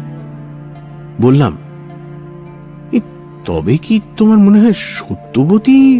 আমি তো বলিনি, সুকুমার হতে পারে, সম্পূর্ণ বাইরের লোকও হতে পারে, কিন্তু সত্যবতী মেয়েটি সাধারণ মেয়ে নয়। খানিকক্ষণ চুপ করে ভাবতে লাগলাম। গত কয়েক ঘন্টার মধ্যে এত রকমের খাপ ছাড়া ও পরস্পর বিরোধী মাল মশলা আমাদের হস্তগত হয়েছে যে তার ভেতর থেকে সুসংলগ্ন একটা কিছু বেছে বার করা প্রায় অসম্ভবই হয়ে পড়েছিল। ব্যাপারটা এতই জটিল যে ভাবতে গেলে আরো জট পাকিয়ে যায়। শেষে জিজ্ঞেস করলাম, আচ্ছা মৃতদেহ দেখে তুমি কি বুঝলে? এই বুঝলাম যে হত্যা করবার আগে হত্যাকারী করালি বাবুকে ক্লোরোফর্ম দিয়েছিল। কি করে বুঝলে? তার ঘাড়ে হত্যাকারী 3 বার ছুঁচ ফুটিয়েছিল। ক্লোরোফর্ম না দিলে তিনি জেগে উঠতেন। তার নাকে ছোট ছোট দাগ দেখেছিলে, মনে আছে? সেগুলো ক্লোরোফর্মের চিহ্ন। 3 বার ছুঁচ ফোটাবার মানে? মানে প্রথম 2 বার মর্মস্থানটা খুঁজে পায়নি, কিন্তু সেটা তেমন জরুরি কথা নয়। জরুরি কথা হচ্ছে এই যে ছুঁচটা বিধিয়ে রেখে গেল কেন? কাজ হয়ে গেলে বার করে নিয়ে চলে গেলেই তো আর কোনো প্রমাণ থাকতো না। হয়তো তাড়াতাড়ি তো ভুলে গেছে। কিন্তু আরেকটা কথা, রাত 12টার সময় যে খুন হয়েছে তুমি সেটা বুঝলে কি করে? ওটা আমার অনুমান, কিন্তু সত্যবতী যদি কখনো সত্যি কথা বলে দেখবে আমার অনুমানটা ঠিক। ডাক্তারের রিপোর্ট থেকেও জানা যাবে। কিছুক্ষণ ওপর দিকে তাকিয়ে বসে থেকে ব্যোমকেশ বলল, সুকুমারের টেবিলের ওপর একখানা বই রাখা ছিল, গ্রেজ অ্যানাটমি। সারা বইয়ের মধ্যে কেবল একটা পাতায় কয়েক লাইন লাল পেন্সিল দিয়ে দাগ দেওয়া ছিল। কি লাইন? মেডিউলা এবং প্রথম কশেরুর সন্ধিস্থলে যদি ছুঁচ বিঁধিয়ে দেওয়া যায় তাহলে তৎক্ষণাৎ মৃত্যু হবে। আমি লাফিয়ে উঠলাম, বলো কি? তাহলে তো কিন্তু আশ্চর্য, লাল পেন্সিলটা সুকুমারের টেবিলে কিন্তু দেখলাম না। বলে হঠাৎ উঠে চিন্তিত মুখে ঘরময় পায়চারি করতে লাগলো। আমার মনের মধ্যে অনেকগুলো প্রশ্ন গজগজ করছিল, কিন্তু ব্যোমকেশের চিন্তা সূত্র ছিন্ন করতে আমার ভরসা হলো না। জানতাম এই সময় প্রশ্ন করলে সে খেঁকিয়ে উঠবে। রাতে শোয়ার সময় সে জিজ্ঞেস করলো, তুমি তো একজন সাহিত্যিক, বলো দেখি থিম্বলের বাংলা কি? THIMBLE, থিম্বল এর বাংলা কি? থিম্বল? যা ওই দর্জিরা আঙুলে পরে সেলাই করার সময়। হ্যাঁ হ্যাঁ, থিম্বল। অঙ্গুলি ত্রাণ হতে পারে, কিংবা সূচিবর্ম। ওসব চালাকি চলবে না, খাঁটি বাংলা প্রতিশব্দ বলো। স্বীকার করতেই হলো বাংলা প্রতিশব্দ নেই, অন্তত আমার জানা নেই। জিজ্ঞেস করলাম, তুমি জানো? জানলে আর জিজ্ঞেস করবো তোমাকে? ব্যোমকেশ আর কথা বলল না। আমিও বাংলা ভাষার অশেষ দৈন্যের কথা চিন্তা করতে করতে কখন ঘুমিয়ে পড়েছিলাম। পরদিন সকালে উঠে দেখি ব্যোমকেশ বেরিয়ে গেছে। একটু রাগ হলো, কিন্তু বুঝলাম আমাকে না নিয়ে যাওয়ার কোনো মতলব আছে, হয়তো আমি গেলে অসুবিধে হতো। যখন ফিরলো তখন বেলা প্রায় 11টা। জামা খুলে পাখাটা চালিয়ে দিয়ে সিগারেট ধরালো। জিজ্ঞেস করলাম, কি হলো? সে এক পেট ধোঁয়া টেনে আস্তে আস্তে ছাড়তে ছাড়তে বলল, উইলগুলো দেখা হলো। উইলের সাক্ষী বাড়ির বামুন আর চাকর, তাদের টিপসই রয়েছে। আর বাড়ির অন্য ঘরগুলো ভালো করে খানা তল্লাশ করতে বললুম, কিন্তু বিধুবাবু গোঁ ধরেছেন আমি যা বলবো তার উল্টো কাজটাই করবেন। শেষ পর্যন্ত ভয় দেখিয়ে এলাম, যদি খানা তল্লাশ না করেন কমিশনার সাহেবকে নালিশ করব। তারপর আর কি, তিনি এখনো মতিলালকে কামড়ে পড়ে আছেন। কিছুক্ষণ চুপ করে থেকে বলল, মেয়েটা ভয়ানক শক্ত, এমন মুখ টিপে রইল, কিছুতেই খুলল না, অথচ এই রহস্যের চাবিকাঠি তার কাছে। যা হোক, দেখা যাক। বিধুবাবু যদি শেষ পর্যন্ত খানা তল্লাশ করা মনস্থ করেন, হয়তো কিছু পাওয়া যেতে পারে। কি পাওয়া যাবে মনে হয়? কে বলতে পারে? সামান্য জিনিস, হয়তো একটা ডাক্তারি দোকানের ক্যাশ মেমো, কিংবা একটা পেন্সিল, কিংবা, কিন্তু বৃথা গবেষণা করে লাভ নেই। চলো, নাইবার বেলা হলো। দুপুর বেলাটা ব্যোমকেশ আরাম কেদারায় চোখ বুজে শুয়েই কাটিয়ে দিল। মনে হলো সে যেন কিছুর অপেক্ষা করছে। 3টে বাজতেই পুঁটিরাম চা দিয়ে গেল। নিঃশব্দে চা পান করে ব্যোমকেশ আগের মতোই পড়ে রইল। 4:30 বাজবার পর পাশের ঘরে টেলিফোন বেজে উঠল। ব্যোমকেশ দ্রুত উঠে গিয়ে ফোন ধরল। হ্যালো, হ্যাঁ, কে আপনি? ও, ইন্সপেক্টর বাবু, কি খবর? সুকুমার বাবুর ঘর সার্চ হয়েছে। হুম, বেশ বেশ বেশ। বিধুবাবু তাহলে শেষ পর্যন্ত, তো তার ঘরে কি পাওয়া গেল? হ্যাঁ, সুকুমার বাবুকে অ্যারেস্ট করা হয়েছে?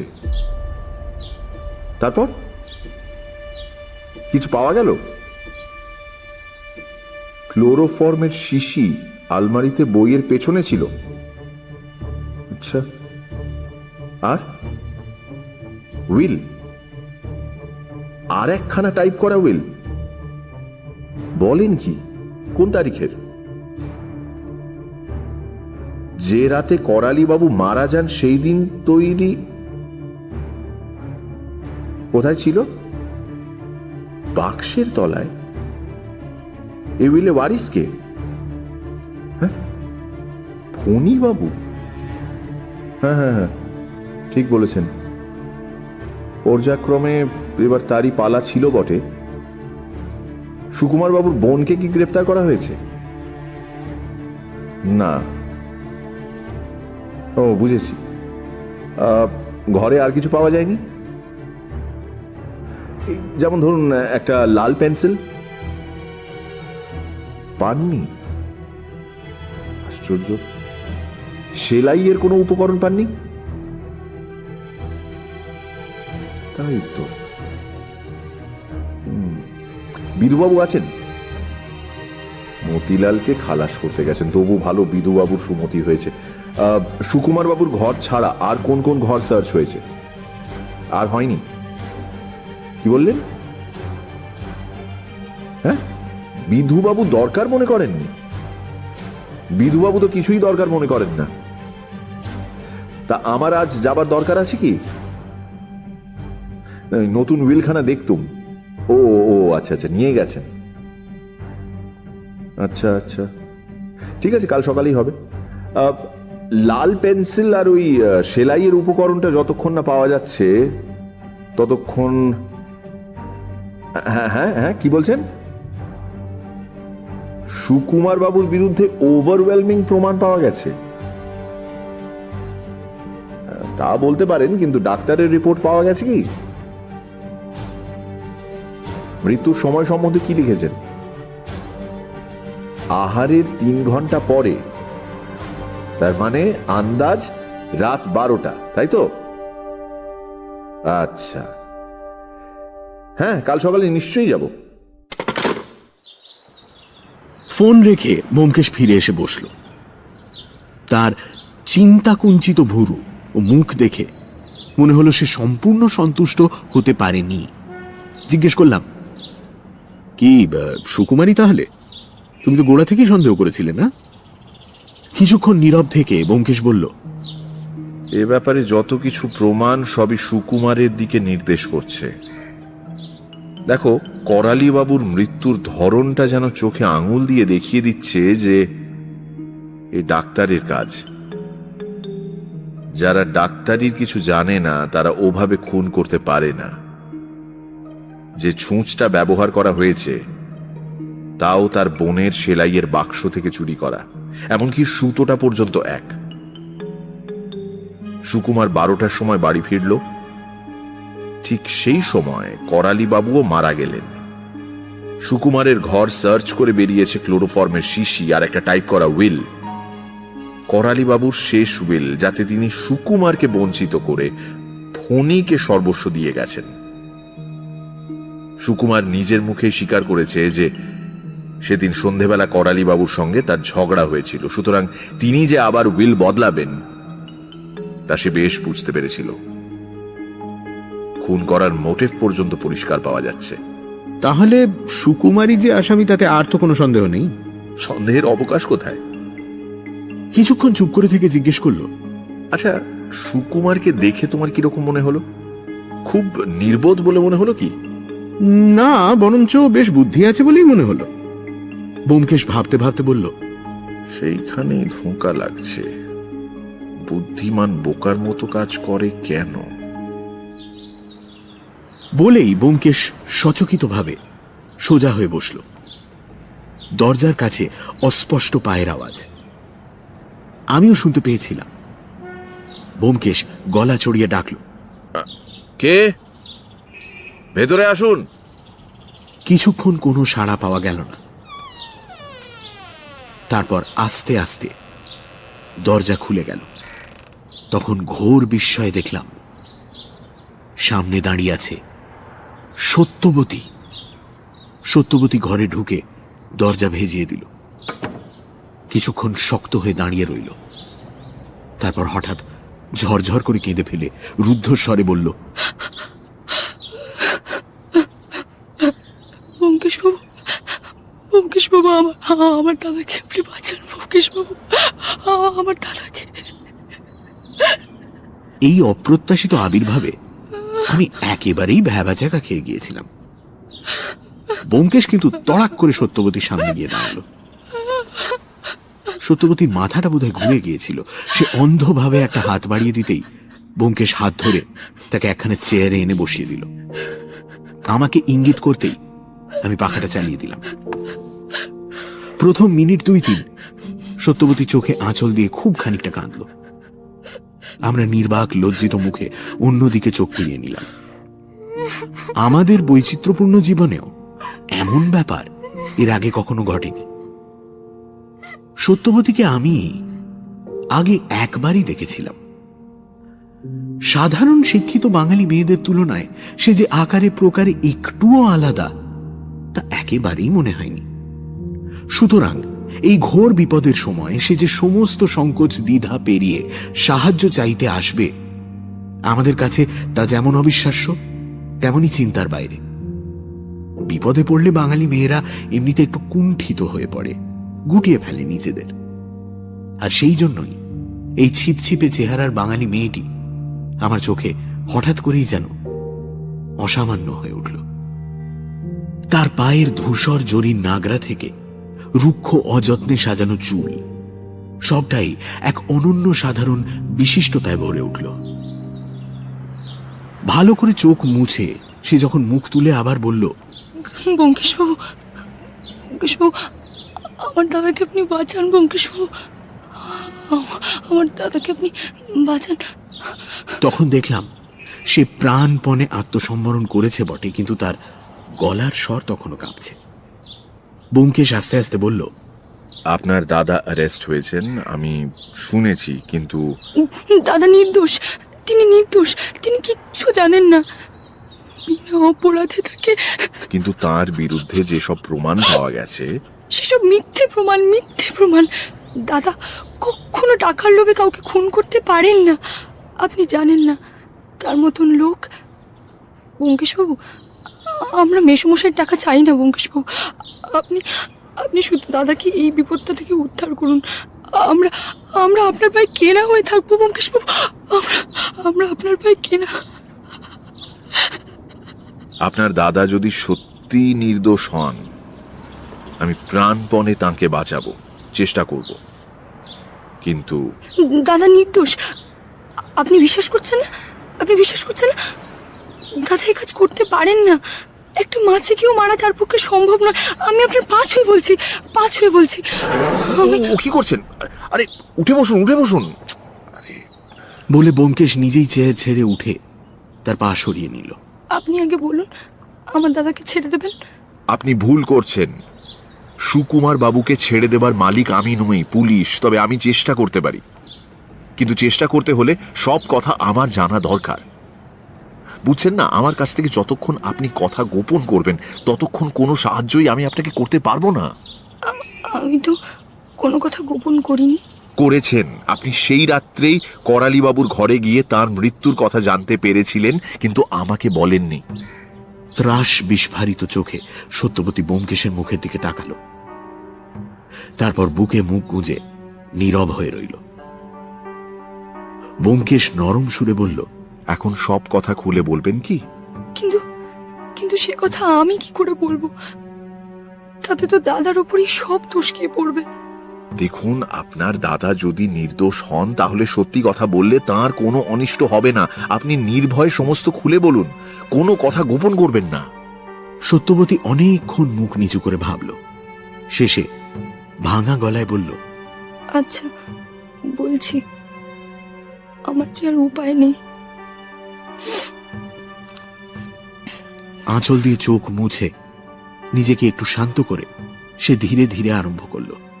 সেদিন সন্ধেবেলায় মেসমশাইয়ের সঙ্গে দাদার একটু বচসা হয়েছিল।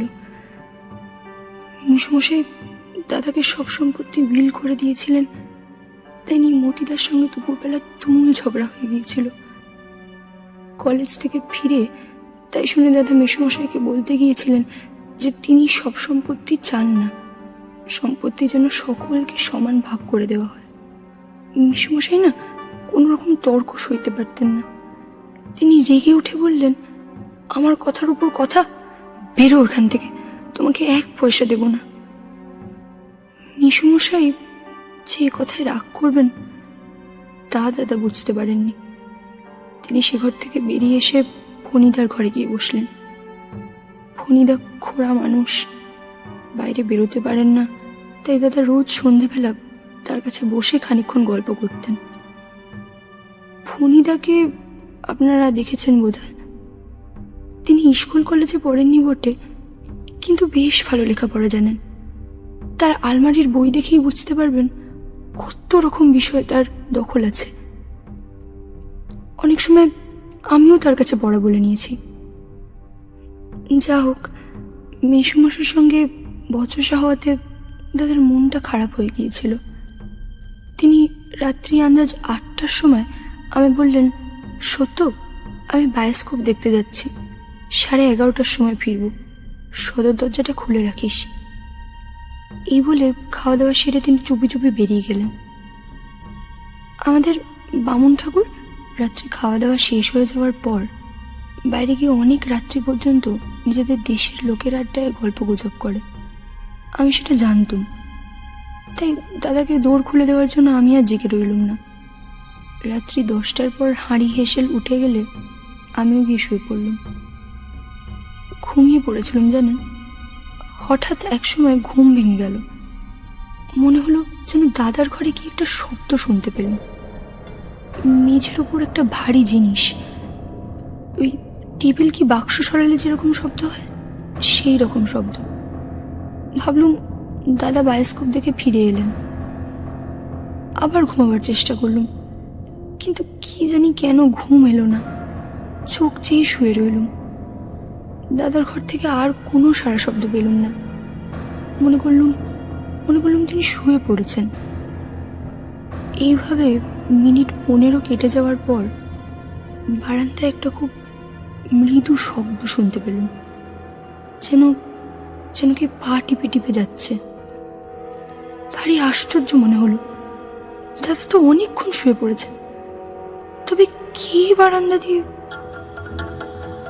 আমি আস্তে আস্তে উঠলাম, দরজা একটু ফাঁক করে দেখলাম দাদা নিঃশব্দে নিজের ঘরে ঢুকে দরজা বন্ধ করে দিলেন।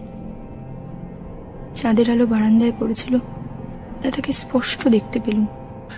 একটা কথা, আপনার দাদার পায়ে জুতো ছিল? হ্যাঁ। তার হাতে কিছু ছিল? না। কিছু না? মানে একটা কাগজ কিংবা শিশি? না, কিচ্ছু না। তখন কটা বেজেছিল আপনি দেখেছিলেন কি? দেখার দরকার হয়নি, তখন শহরের সব ঘড়িতেই 12টা বাজছিল। তারপর বলে যান। প্রথমটা আমি কিছু বুঝতে পারলাম না জানেন। দাদা 15 মিনিট আগে ফিরে এসেছেন, তার ঘরে আওয়াজ শুনে জানতে পেরেছি। তবে আবার তিনি কোথায় গিয়েছিলেন? হঠাৎ মনে হলো হয়তো মেসুমশাইয়ের শরীর খারাপ হয়েছে, তার ঘরেই গিয়েছিলেন। মেসুমশাই কখনো কখনো না রাত্রিবেলা বাতের বেদনায় কষ্ট পেতেন, ঘুম হতো না, তখন তাকে ওষুধ খাইয়ে ঘুম বাড়াতে হতো। আমি চুপি চুপি ঘর থেকে বেরিয়ে মেসুমশাইয়ের ঘরের দিকে গেলুম। তার ঘরের দোর রাত্রে বরাবরই খোলা থাকে। আমি ঘরে ঢুকলুম। ঘর অন্ধকার, কিন্তু সেই অন্ধকারের মধ্যেও কিরকম একটা গন্ধ নাকে এলো। গন্ধটা যে ঠিক কি তা আমি আপনাকে বোঝাতে পারবো না। তীব্র গন্ধ নয়, অথচ মিষ্টি মিষ্টি গন্ধ। হ্যাঁ, ঠিক বলেছেন, মিষ্টি মিষ্টি গন্ধ। ক্লোরোফর্ম। তারপর দোরের পাশেই সুইচ। আলো জ্বেলে দেখলুম মেসুমশাই খাটে শুয়ে আছেন, ঠিক যেন ঘুমোচ্ছেন। তার শোবার ভঙ্গি দেখে একবারও মনে হয় না যে তিনি, কিন্তু তবু কি জানি কেন আমার বুকের ভেতরটা ধড়ফড় করতে লাগলো। সেই গন্ধটা যেন একটা ভিজে ন্যাকড়ার মতো আমার নিঃশ্বাস বন্ধ করবার উপক্রম করলে। কিছুক্ষণ আমি দরজার কাছে দাঁড়িয়ে রইলুম। মনকে বোঝাবার চেষ্টা করলাম যে ওটা একটা ওষুধের গন্ধ। মেসুমশাই ওষুধ খেয়ে ঘুমিয়ে পড়েছেন, পা কাঁপছিল। তবু সন্তর্পণে তার খাটের পাশে গিয়ে দাঁড়ালুম। ঝুঁকে দেখলুম তার নিঃশ্বাস পড়ছে না। তখন আমার বুকের মধ্যে যে কি হচ্ছে, মনে হচ্ছে এইবারে অজ্ঞান হয়ে পড়ে যাব। বোধহয় মাথাটা ঘুরে উঠেছিল। নিজেকে সামলাবার জন্য আমি মেসুমশাইয়ের বালিশের উপর হাত রাখলাম। হাতটা ঠিক তার ঘাড়ের পাশেই পড়েছিল। একটা কাঁটার মতো কি জিনিস হাতে ফুটলো। দেখলাম একটা ছুঁচ তার ঘাড়ে আমূল বেঁধানো। ছুঁচে তখনও সুতো পরানো রয়েছে। আমি আর সেখানে থাকতে পারলুম না, কিন্তু করে যে আলো নিভিয়ে নিজের ঘরে ফিরে এলুম তাও জানি না। যখন ভালো করে চেতনা ফিরে এলো তখন তখন নিজের বিছানায় বসে ঠক ঠক করে কাঁপছি আর কাঁদছি।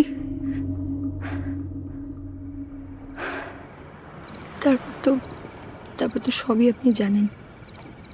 দাদাকে আমি সন্দেহ করিনি। আমি জানি দাদা এই কাজ করতে পারেন না।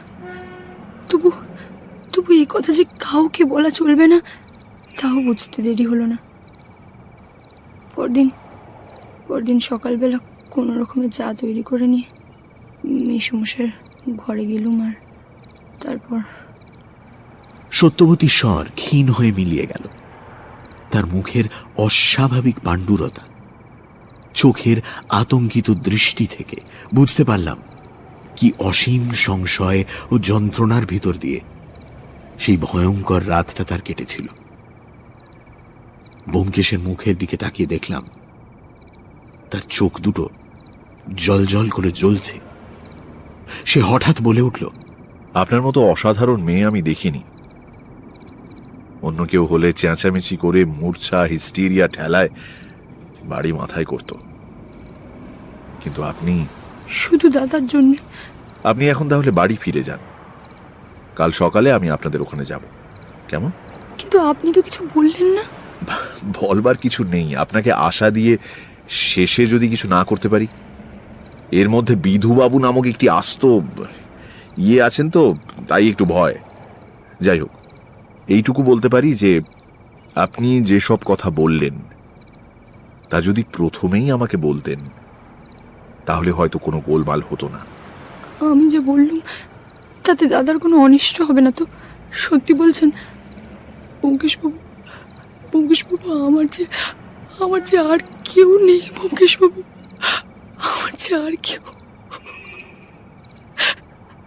সত্যবতী গলা বুঝে এলো। ব্যোমকেশ তাড়াতাড়ি গিয়ে সদর দরজাটা খুলে দাঁড়ালো। একটু হাসবার চেষ্টা করে বলল, আপনি আর দেরি করবেন না, রাত হয়ে গেছে। আমাদের এটা ব্যাচেলার এস্টাবলিশমেন্ট, বুঝতেই পারছেন। সত্যবতী একটু ব্যস্তভাবেই বেরিয়ে যাওয়ার উপক্রম করল। সে চৌকাঠ পার হয়েছে এমন সময় ব্যোমকেশ মৃদু স্বরে তাকে কি বলল শুনতে পেলাম না। সত্যবতী চমকে ফিরে তাকালো। কয়েক মুহূর্তের জন্য তার কৃতজ্ঞতায় ভরা মিনতিপূর্ণ চোখ দুটি আমি দেখতে পেলাম। তারপর সে নিঃশব্দে ছোট্ট একটি নমস্কার করে দ্রুত পদে সিঁড়ি দিয়ে নেমে চলে গেল। দরজা ভেজিয়ে দিয়ে ব্যোমকেশ ফিরে এসে বসল। ঘড়ি দেখে বলল, 7টা বেজে গেছে। তারপর মনে মনে কি হিসেব করে চেয়ারে হেলান দিয়ে বলল, এখনো ঢের সময় আছে। আমি তাকে চেপে ধরলাম। এই ব্যোমকেশ, কি বুঝলে? আমি তো এমন কিছু, কিন্তু তোমার ভাব দেখে তো মনে হচ্ছে তুমি ভেতরের কথা বুঝতে পেরেছ। এখনো সব বুঝিনি। এই যাই বলো, সুকুমারের বিরুদ্ধে প্রমাণ যতই গুরুতর হোক, আমার তো দৃঢ় বিশ্বাস সে খুন করেনি। তবে কে করেছে তা জানি না, কিন্তু সুকুমার নয়। ব্যোমকেশ আর কিছু বলল না। সিগারেট ধরিয়ে নীরবে টানতে লাগলো। বুঝলাম এখন আর কিছু সে বলবে না। আমিও বসে এই ব্যাপারে অদ্ভুত জটিলতার কথা ভাবতে লাগলাম। অনেকক্ষণ পরে ব্যোমকেশ একটা প্রশ্ন করল, সত্যবতীকে সুন্দরী বলা বোধ হয় চলে না। কেন বলো দেখি? না, অমনি জিজ্ঞাসা করছি। সাধারণে বোধ হয় কালোই বলবে। বর্তমান সমস্যার সঙ্গে সত্যবতীর চেহারার যে কি সম্বন্ধ আছে বুঝলাম না, কিন্তু ব্যোমকেশের মন কোন দুর্গম পথে চলেছে তা অনুমান করা অসম্ভব। আমি বিবেচনা করে বললাম, হ্যাঁ, লোকে তাকে কালোই বলবে, কিন্তু কুৎসিত বোধ হয় বলতে পারবে না। অর্থাৎ তুমি বলতে চাও কালো? তা সে যতই কালো হোক, দেখেছি তার কালো হরিণ চোখ। কেমন? ও ভালো কথা। অজিত, তোমার বয়স কত হলো বলো দেখি? হ্যাঁ, আমার বয়স? হ্যাঁ, কত বছর, কমাস, কদিন, ঠিক হিসেব করে একটু বলো না। কে জানে, হয়তো আমার বয়সের হিসেবের মধ্যেই করালিবাবুর মৃত্যু রহস্যটা চাপা পড়ে আছে। ব্যোমকেশের অসাধ্য কাজ নেই। আমি মনে মনে গুনে বললাম, আমার বয়স হলো, দাঁড়াও, 29 বছর 5 মাস 11 দিন। কেন? যাক, তুমি আমার চেয়ে 3 মাসের বড়। বাঁচা গেল। কথাটা কিন্তু মনে রেখো। মানে কিছুই নেই, কিন্তু ও কথা আপাতত থাক। এই ব্যাপার নিয়ে ভেবে ভেবে মাথা গরম হয়ে উঠেছে। চলো আজ নাইট শোতে একটু বায়োস্কোপ দেখে আসি। চলো চলো চলো। ব্যোমকেশ কখনো বায়োস্কোপ যায় না। বায়োস্কোপ থিয়েটার সে ভালোই বাসে না। তাই বিস্ময়ের শেষ রইল না আমার। বললাম, তোমার আজ হলো কি বলো দেখি? একেবারে খেপ চুরিয়াস মেরে গেলে নাকি? অসম্ভব নয়। আমি লগন চাঁদা ছেলে। ভট্টাচার্য মশাই কুষ্টি তৈরি করেই বলেছিলেন এ ছেলে ঘোর উন্মাদ হবে। কিন্তু আর দেরি নয়, চলো খেয়ে দিয়ে বেরিয়ে পড়া যাক। চিত্রায় কদিন থেকে একটা খুব ভালো ফিল্ম দেখাচ্ছে। চলো অজিত, ওঠো। খাওয়া দাওয়া শেষ করে বায়োস্কোপে উপস্থিত হলাম। রাত্রি 9:30 সিনেমা শুরু হলো। ছবিটা একটু লম্বা, শেষ হতে প্রায় 11:15 বাজলো। অনেক দূর যেতে হবে। বাসও 2-1খানা ছিল। আমি একটাতে উঠবার উপক্রম করছি দেখে ব্যোমকেশ বলল, আরে না না, হেঁটেই চলো না খানিক দূর। বলে হন হন করে চলতে আরম্ভ করল। কর্নওয়াল স্ট্রিট ছাড়িয়ে সে যখন পাশের একটা সরু রাস্তা ধরল, তখন বুঝলাম সে করালিবাবুর বাড়ির দিকে চলেছে। এত রাতে সেখানে কি প্রয়োজন তা বুঝতে পারলাম না। যাই হোক, বিনা আপত্তিতে তার সঙ্গে চললাম। স্বাভাবিকের থেকে কিছু বেশি তাড়াতাড়ি আমরা চলছিলাম, তবুও করালিবাবুর বাড়ি পৌঁছতে অনেকটা সময় লাগলো। করালিবাবুর দরজার পাশেই একটা গ্যাস পোস্ট ছিল। তার নিচে দাঁড়িয়ে ব্যোমকেশ হাতের আস্তিন সরিয়ে ঘড়ি দেখল। কিন্তু ঘড়ি দেখবার প্রয়োজন ছিল না। ঠিক এই সময় অনেকগুলো ঘড়ি 4 দিক থেকে মাঝরাত ঘোষণা করল। ব্যোমকেশ উৎফুল্লভাবে আমার পিঠে একটা চাপড় মেরে বলল, হয়েছে, চলো এবার একটা ট্যাক্সি ধরা যাক। পরদিন বেলা 8:30টার সময় আমরা করালিবাবুর বাড়িতে উপস্থিত হলাম।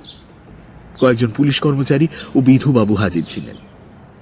ব্যোমকেশকে দেখে বিধুবাবু একটু অপ্রস্তুত হলেন, কিন্তু সে ভাব গোপন করে গম্ভীরভাবে বললেন, ব্যোমকেশ বাবু, আপনি শুনেছেন বোধহয় আমি সুকুমারকে অ্যারেস্ট করেছি। সেই যে আসল আসামিটা আমি গোড়া থেকে বুঝেছিলাম মশাই, তাকে শুধু ল্যাজে খেলাচ্ছিলাম। বলেন কি? ব্যোমকেশ মহাবিস্ময়ের ভান করে এমন ভাবে বিধুবাবুর পেছন দিকে তাকালো যেন সেখানে সত্যিই একটা ল্যাজ রয়েছে। ইন্সপেক্টর সাব ইন্সপেক্টর হাসি চাপবার চেষ্টায় উৎকট গাম্ভীর্য অবলম্বন করে অন্যদিকে মুখ ঘুরিয়ে তাকিয়ে রইল। বিধুবাবু একটু সন্দিগ্ধভাবে বললেন, আপনি আজ কি মনে করে? কিছু না, শুনলাম আর একটা নতুন উইল বেরিয়েছে, তাই সেটা দেখতে এলাম। উইল ব্যোমকেশকে দেখাবেন কি না তা কিছুক্ষণ চিন্তা করে বিধুবাবু অনিচ্ছা ভরে ফাইল থেকে একটা কাগজ বার করে দিলেন। বললেন, দেখবেন ছিঁড়ে ফেলবেন না যেন। এই উইলটাই হচ্ছে সুকুমারের বিরুদ্ধে সেরা প্রমাণ।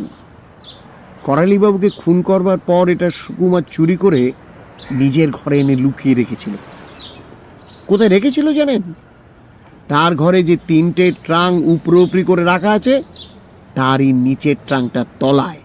বাহ, সবই যে মিলে যাচ্ছে দেখছি। কিন্তু একটা কথা বলুন তো বিধুবাবু, সুকুমার উইলখানা ছিঁড়ে ফেললেন না কেন? সে বুদ্ধি থাকলে তো মশাই ভেবেছিল আমরা ঘরটার সার্চ করবই না। সুকুমার কিছু বললেন? কি আর বলবে, সবাই যা বলে থাকে, যেন ভারী আশ্চর্য হয়ে গেছে। এমনি ভাব দেখিয়ে বললে আমি কিছু জানি না। ব্যোমকেশ উইলখানা উল্টে পাল্টে দেখে সমুচিত শ্রদ্ধার সঙ্গে সেটার ভাঁজ খুলে পড়তে আরম্ভ করলো। আমিও গলা বাড়িয়ে দেখলাম।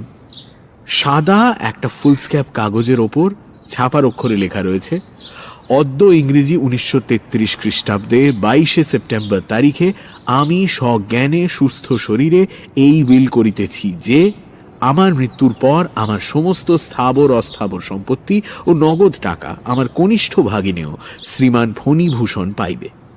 পূর্বে যে সকল উইল করিয়াছিলাম তাহা অত্র দ্বারা নাকচ করা হইল। স্বাক্ষর শ্রী করালী চরণ বসু। উইল পড়ে ব্যোমকেশ লাফিয়ে উঠল। দেখলাম তার মুখ উত্তেজনায় লাল হয়ে উঠেছে। সে বলল, বিধুবাবু, এ কি আশ্চর্য ব্যাপার!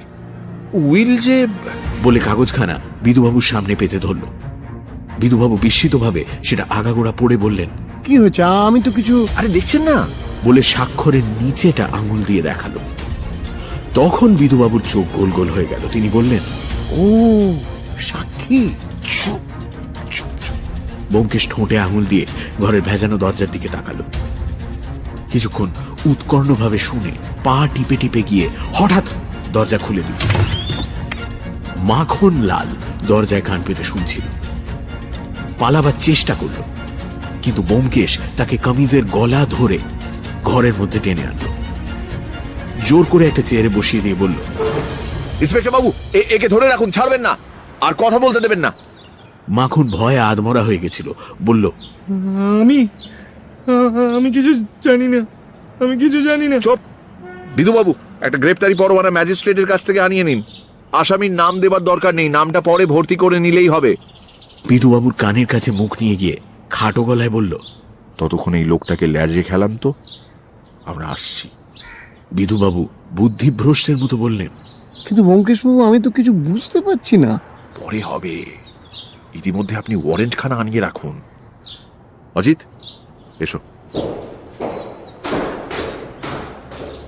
দ্রুত পদে ব্যোমকেশ ওপরে উঠে গিয়ে ফণির দরজায় টোকা মারল।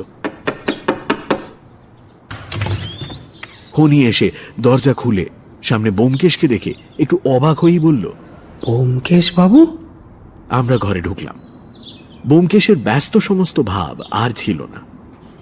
সে হাসি মুখে বলল, আপনি শুনে সুখী হবেন, করালি বাবুর প্রকৃত হত্যাকারী কে তা আমরা জানতে পেরেছি। হ্যাঁ, সুকুমারদা গ্রেপ্তার হয়েছে জানি, কিন্তু এখনো যেন বিশ্বাস করতে পারছি না। বিশ্বাস না হবারই তো কথা। তার ঘর থেকে আরেকটা উইল বেরিয়েছে, আর সেই উইলের ওয়ারিস আপনি। তাও শুনেছি। কথাটা শুনে অবধি আমার মনটা একেবারে তেতো হয়ে গেছে জানেন তো। তুচ্ছ কটা টাকার জন্য মামা অপঘাতে মারা গেল। অর্থম অনর্থম, জানেন তো, তিনি আমায় সব সম্পত্তি দিয়ে গেছেন, এতেও আমি খুশি হতে পারছি না ব্যোমকেশবাবু। নাই দিতেন টাকা, তবু তো তিনি বেঁচে থাকতেন। ব্যোমকেশ বইয়ের শেলফটার সামনে দাঁড়িয়ে বইগুলো দেখতে দেখতে অন্য মনস্কভাবে বলল, তা তো বটেই, পুত্রাদপি ধন ভাজাং ভীতি। শঙ্করাচার্য তো আর মিথ্যে বলেননি। আচ্ছা, এটা কি বই? ফিজিওলজি। সুকুমার বাবুর বই দেখছি। আগে হ্যাঁ, এই সুকুমারদা মাঝে মাঝে আমাকে তার ডাক্তারি বই পড়তে দিতেন। কি আশ্চর্য দেখুন, এ বাড়িতে আমি সুকুমারদাকেই সবচেয়ে নিজের লোক মনে করতাম, এমনকি দাদাদের চেয়েও, অথচ তিনি... ছি ছি ছি ছি। ব্যোমকেশ আরো কতগুলো বই খুলে দেখে বিস্মিতভাবে বলল, আপনি তো দেখছি একজন পাকা গ্রন্থকীট। সব বই দাগ দিয়ে পড়েছেন। হ্যাঁ, পড়া ছাড়া আমার তো আর কোনো অ্যামিউজমেন্ট নেই না, সঙ্গীও নেই। এক সুকুমারদা রোজ সন্ধ্যাবেলা খানিকক্ষণ আমার কাছে এসে বসতেন। আচ্ছা ব্যোমকেশবাবু, সত্যি কি সুকুমারদা এ কাজ করেছেন? কোনো সন্দেহ নেই? অপরাধীর বিরুদ্ধে যেসব প্রমাণ পাওয়া গেছে তাতে সন্দেহের বিশেষ স্থান নেই। বসুন বসুন বসুন, আপনাকে সব কথা বলছি, বসুন। ফণি বিছানায় বসার পর আমি তার পাশে বসলাম। ব্যোমকেশ বলল, দেখুন, হত্যা দুরকম হয়। এক, রাগের মাথায় হত্যা, যাকে ক্রাইম অফ প্যাশন বলে। আর এক, সংকল্প করে হত্যা। রাগের মাথায় যে লোক খুন করে তাকে ধরা কঠিন নয়, অধিকাংশ সময় সে নিজেই ধরা দেয়। কিন্তু যে লোক ভেবে চিনতে নিজেকে যথাসম্ভব সন্দেহমুক্ত করে খুন করে, তাকে ধরাটাই কঠিন হয়ে পড়ে। তখন কে আসামি, তার নাম আমরা জানতে পারি না, 5 জন লোকের ওপর সন্দেহ হয়। এরকম ক্ষেত্রে আমরা কোন পথে চলব? তখন আমাদের একমাত্র পথ হচ্ছে হত্যার প্রণালী থেকে হত্যাকারীর প্রকৃতি বোঝবার চেষ্টা করা। বর্তমান ক্ষেত্রে আমরা একটা অদ্ভুত ব্যাপার দেখতে পাচ্ছি। হত্যাকারী লোকটা একাধারে বোকা আবার চতুরও। সে অত্যন্ত বুদ্ধিমানের মতো খুন করেছে, অথচ নির্বোধের মতো খুনের যা কিছু প্রমাণ নিজের ঘরে নিয়ে গিয়ে রেখে দিয়েছে। বলুন দেখি, সত্যবতীর ছুঁচ দিয়ে খুন করবার কি দরকার ছিল? বাজারে কি ছুঁচ পাওয়া যায় না? আর উইলখানা যত্ন করে লুকিয়ে রাখবার কোনো আবশ্যকতা ছিল কি? ছিঁড়ে ফেললেই তো সব নাটা চুপে যেত। তো এ থেকে কি মনে হয়? কি মনে হয়? যে ব্যক্তি স্বভাবতই নির্বোধ সে বুদ্ধিমানের মতো কাজ করবে এটা সম্ভব নয়। কিন্তু যে ব্যক্তি বুদ্ধিমান সে বোকামির ভান করতে পারে। সুতরাং পরিষ্কার বোঝা যাচ্ছে আসামি যে হোক সে বুদ্ধিমান। কিন্তু বুদ্ধিমান লোকও ভুল করে। বোকা সাজবার চেষ্টাও সব সময় সফল হয় না। এক্ষেত্রেও আসামি কয়েকটা ছোট ছোট ভুল করেছিল বলে আমি তাকে ধরতে পেরেছি। কি ভুল করেছিল সে, বলুন। বলছি। ব্যোমকেশ পকেট হাতড়ে একটা সাদা কাগজ বার করলো। কিন্তু তার আগে এই বাড়ির একটা ছোট নকশা একটু তৈরি করে দেখাতে চাই। একটা পেন্সিল আছে কি? যে কোনো পেন্সিল হলেই চলবে। ফণির বিছানায় বালিশের পাশে একটা বই রাখা ছিল। তার ভেতর থেকে সে একটা লাল পেন্সিল বার করলো। পেন্সিলটা নিয়ে ব্যোমকেশ ভালো করে দেখল, তারপর মৃদু হেসে সেটা পকেটে রেখে দিয়ে বলল, থাক, প্ল্যান আঁকবার আর দরকার নেই। আপনাকে আমি মুখেই বলছি, অপরাধী প্রধানত 3টি ভুল করেছিল। প্রথমে গ্রেজ অ্যানাটমির এক জায়গায় সে লাল পেন্সিল দিয়ে দাগ দিয়েছিল। দ্বিতীয়, সে বাক্স টানবার সময় একটু শব্দ করে ফেলেছিল। আর তৃতীয়, সে আইন ভালো জানতো না। আইন ভালো জানতো না? না, আর সেই জন্যই তার অত বড় অপরাধটা ব্যর্থ হয়ে গেল। আপনি কি বলছেন আমি ঠিক বুঝতে পারছি না।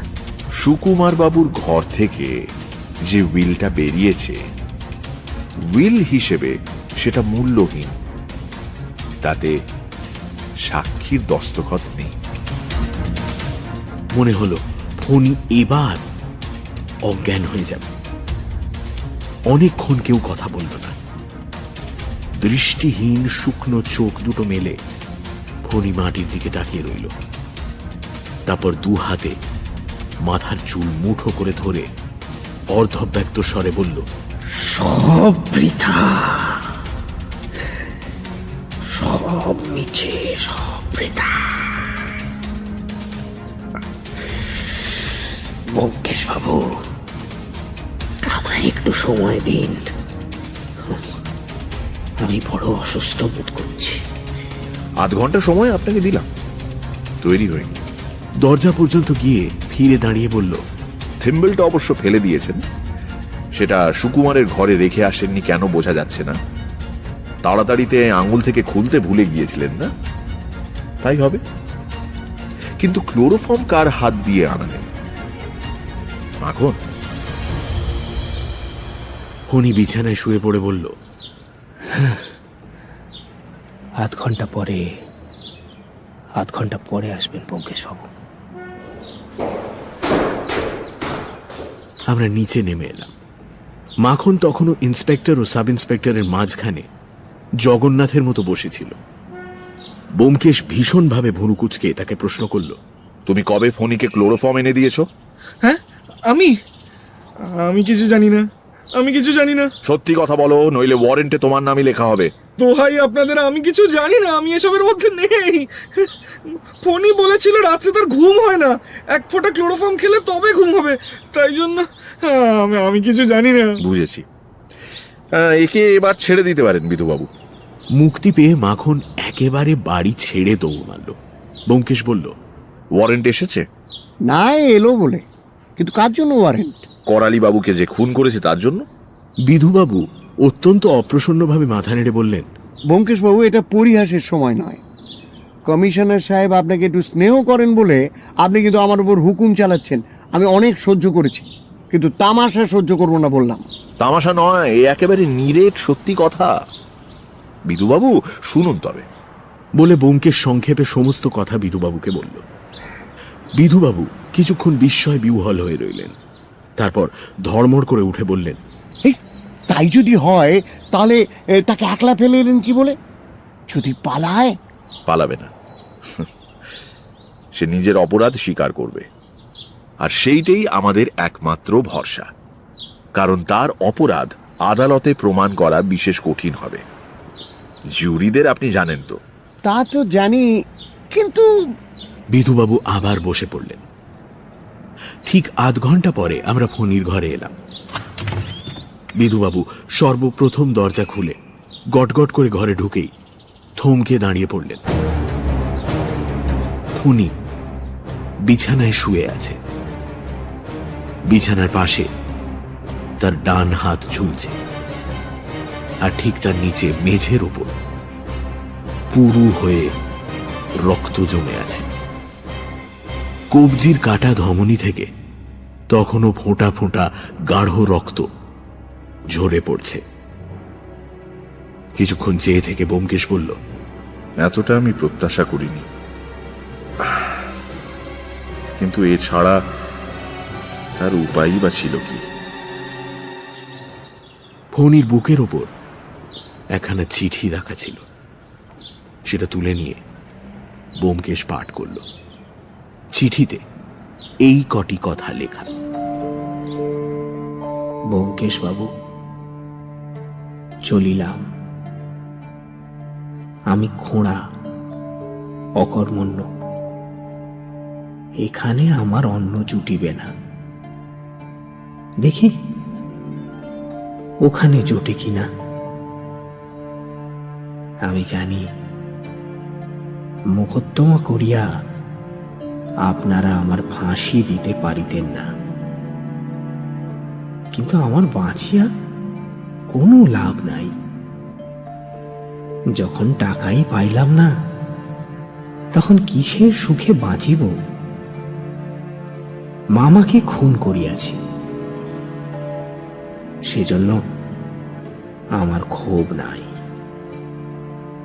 তিনি আমাকে ভালোবাসিতেন না, খোঁড়া বলিয়া বিদ্রুপ করিতেন। তবে সুকুমার তার কাছে ক্ষমা চাহিতেছি, কিন্তু তিনি ছাড়া দোষ চাপাইবার লোক আর তো কেহ ছিল না। তাছাড়া তিনি ফাঁসি গেলে আর একটা সুবিধা হইত, কিন্তু যে কথা নিজের বিকলাঙ্গতার লজ্জায় জীবনে কাহাকেও বলিতে পারি নাই, আজ আর তাহা প্রকাশ করিব না। ক্লোরোফর্ম কোথা হইতে পাইয়াছি তাহা বলিব না। যে আনিয়া দিয়াছিল সে আমার অভিসন্ধি জানিত না, তবে পরে হয়তো সন্দেহ করিয়াছিল। আপনি আশ্চর্য লোক ব্যোমকেশ বাবু, থিম্বলের কথাটাও ভোলেন নাই। সেটা সত্যি আঙুল হইতে খুলিতে ভুলিয়া গিয়াছিলাম। ঘরে ফিরিয়া চোখে পড়িল, সেটা এই ঘরেই আছে, খুঁজিয়া লইবেন। সেদিন রাত্রিতে সত্যবতীর ঘর হইতে থিম্বল আর ছুঁচ চুরি করিয়াছিলাম। সে তখন রান্নাঘরে ছিল। ব্যোমকেশ বাবু, আপনি ছাড়া আমাকে বোধ হয় আর কেহ ধরিতে পারিত না, কিন্তু তবু আপনাকে বিদ্বেষ করিতে পারিতেছি না। বিদায়। ইতি বহুদূরের যাত্রী ফণিভূষণ কর। চিঠিখানা বিধুবাবুর হাতে দিয়ে ব্যোমকেশ বলল, তা বিধুবাবু, এখন সুকুমার বাবুকে ছেড়ে দেওয়ার বিষয়ে বোধহয় আর কোনো বাধা নেই। তার বোনকেও জানানো দরকার। তিনি বোধহয় নিজের ঘরেই আছেন। চলো অজিত।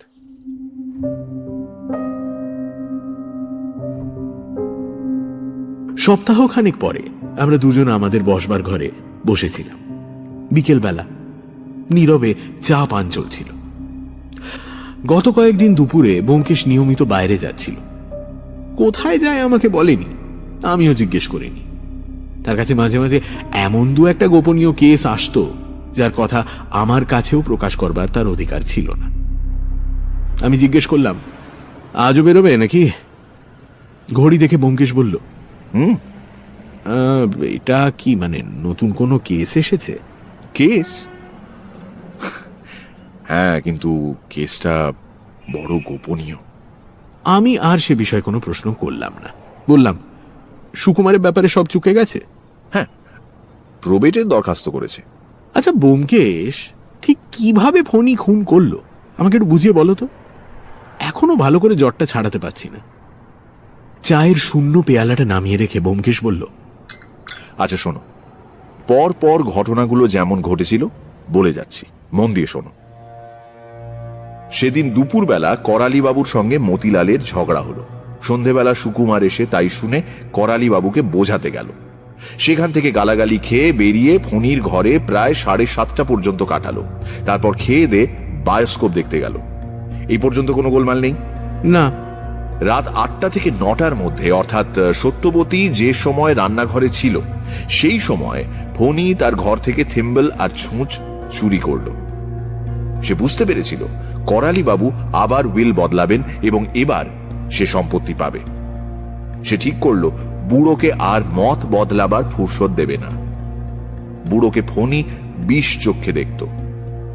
বিকলাঙ্গ লোকের একটা অদ্ভুত মানসিক দুর্বলতা প্রায় দেখা যায়। তারা নিজেদের দৈহিক বিকৃতি সম্বন্ধে ব্যঙ্গ বিদ্রুপ সহ্য করতে পারে না। ফণি বোধহয় অনেক দিন থেকেই করালিবাবুকে খুন করবার মতলব আঁটছিল। বামুন ঠাকুরের এজেহার থেকে জানা যায় রাত্রি আন্দাজ 11:30টার সময় মতিলাল বাড়ি থেকে বেরিয়েছিল। গাঁজাখোরদের সময়ের ধারণা থাকে না, তাই বামুন ঠাকুর একটু সময়ের গোলমাল করে ফেলেছিল, এই আর কি। আমি হিসেব করে দেখেছি মতিলাল বাড়ি থেকে বেরিয়েছিল ঠিক 11:25 তার ওদোষ বরাবরই ছিল, রাত্রে বাড়ি থাকতো না। সে বেরিয়ে যাবার পর ফণিও নিজের ঘর থেকে বেরোল। মতিলালের ঘর করালিবাবুর শোবার ঘরের ঠিক নিচেই। পাছে পায়ের শব্দ হয়, তাই ফণি এতক্ষণ অপেক্ষা করছিল। ঘুমন্ত করালিবাবুকে ক্লোরোফর্ম করতে মিনিট 5 সময় লাগলো। তারপর সে তাঁর ঘাড়ে অপটু হাতে ছুঁচ ফোটালো। 3 বার ফোটাবার পর তবে ছুঁচ যথাস্থানে পৌঁছলো। সুকুমারের মতো ডাক্তারি ছাত্র যদি এ কাজ করত তাহলে 3 বার ফোটাবার দরকার হতো না। করালিবাবুকে শেষ করে ফণি পাশের ঘরের দেরাজ থেকে তার শেষ উইল বার করে দেখলো উইল তার নামেই বটে। এখানে একটু সন্দেহের অবকাশ আছে। এমনও হতে পারে যে ফণি করালিবাবুকে ক্লোরোফর্ম করে পাশের ঘরে গিয়ে উইলটা পড়লো। যখন দেখলো উইল তারই নামে, তখন ফিরে এসে করালিবাবুকে খুন করলো। সে যাই হোক, এই ব্যাপারে তার 10-12 মিনিট সময় লেগেছিল। এখন কথা হচ্ছে উইলখানা নিয়ে সে কি করবে। যথাস্থানে রেখে দিলেও পারত, কিন্তু তাতে সুকুমারকে ভালো করে ফাঁসানো যায় না। অথচ নিজেকে বাঁচাতে হলে একজনকে তো ফাঁসানো চাই। উইল আর ক্লোরোফর্মের শিশি সে সুকুমারের ঘরে লুকিয়ে রেখে এলো। জানতো এত বড় কাণ্ডের পর সব ঘর খানাতল্লাশ হবেই, তখন উইলও বেরোবে। এক ঢিলে 2 পাখি মরবে, সুকুমারের ফাঁসি হবে আর সে সম্পত্তি পাবে। উইলটা ট্রাঙ্কের তলায় রাখতে গিয়ে একটু শব্দ হয়েছিল। সেই শব্দে সত্যবতীর ঘুম ভেঙে যায়। তখন রাত 11:15। সে ভাবল তার দাদা বায়োস্কোপ দেখে ফিরে এলো, কিন্তু বাস্তবিক সুকুমার তখন ফিরতে পারে না। সে ফিরেছে যখন ঘড়িতে ঢং ঢং করে 12টা বাজছে। আর কিছু বোঝাবার দরকার আছে কি? উইলের সাক্ষীর দস্তখত না থাকার কারণ কি? আমার মনে হয় খাওয়া দাওয়ার পর করালিবাবু উইলটা লিখেছিলেন, তাই আর রাত্রে কিছু করেননি। সম্ভবত তাঁর ইচ্ছে ছিল পরদিন সকালে চাকর বামুনকে দিয়ে সই দস্তখত করিয়ে নেবেন। নীরবে ধূমপান করে কিছুক্ষণ কেটে গেল। তারপর জিজ্ঞেস করলাম, সত্যবতীর সঙ্গে তারপর আর দেখা হয়েছিল? সে কি বলল? খুব ধন্যবাদ দিল তো? না, শুধু গলায় আঁচল দিয়ে পেন নাম করলো। চমৎকার মেয়ে কিন্তু, না? ব্যোমকেশ উঠে দাঁড়ালো, তর্জনী তুলে বলল, তুমি আমার চেয়ে বয়সে বড়, সে কথাটা মনে আছে তো অজিত? হ্যাঁ হ্যাঁ, কিন্তু কেন? উত্তর না দিয়ে ব্যোমকেশ পাশের ঘরে ঢুকল। মিনিট 5 পরে বিশেষ সাজসজ্জা করে বেরিয়ে এলো। আমি বললাম, তোমার গোপনীয় মক্কেল তো ভারী শৌখিন লোক দেখছি। সিল্কের পাঞ্জাবি পরা ডিটেকটিভ না হলে মন ওঠে না। এসেন্স মাখানো রুমালে মুখ মুছে ব্যোমকেশ বলল, সত্য অন্বেষণ তো আর চারটিখানি কথা নয়, অনেক তোড়জোড় দরকার। সত্য অন্বেষণ তো অনেকদিন থেকেই করছো, কই এত সাজসজ্জা তো কখনো দেখিনি। সত্য অন্বেষণ আমি অল্প দিন থেকেই আরম্ভ করেছি। মানে? তার মানে অতি গভীর। চলুন। মুচকি হেসে ব্যোমকেশ দরজার দিকে এগোল। সত্য? ও! আমি লাফিয়ে গিয়ে তার কান চেপে ধরলাম। সত্যবতী? হ্যাঁ, এ কদিন ধরে এই মহাসত্যটির অন্বেষণ করা হচ্ছে বুঝি? হ্যাঁ ব্যোমকেশ, শেষে তোমার এই দশা। কবি তাহলে ঠিকই বলেছেন, প্রেমের ফাঁদ পাতা ভুবনে। খবরদার খবরদার, তুমি আমার চেয়ে বয়সে বড়, অর্থাৎ সম্পর্কে তার ভাসুর ঠাট্টাই আর কি চলবে না। এবার থেকে আমিও তোমায় দাদা বলে ডাকবো। দাদা অজিত, দাদা অজিত দা। কেন কেন? হ্যাঁ, আমাকে এত ভয় কেন? লেখক জাতটাকেই আমি ঘোর সন্দেহের দৃষ্টিতে দেখি। বেশ, দাদাই হলুম তাহলে। ব্যোমকেশের মাথায় হাত রেখে বললাম, যাও ভাই, 4টে বাজে, এবার জয়যাত্রায় বেরিয়ে পড়ো। আশীর্বাদ করি সত্যের প্রতি যেন তোমার অবিচলিত ভক্তি থাকে।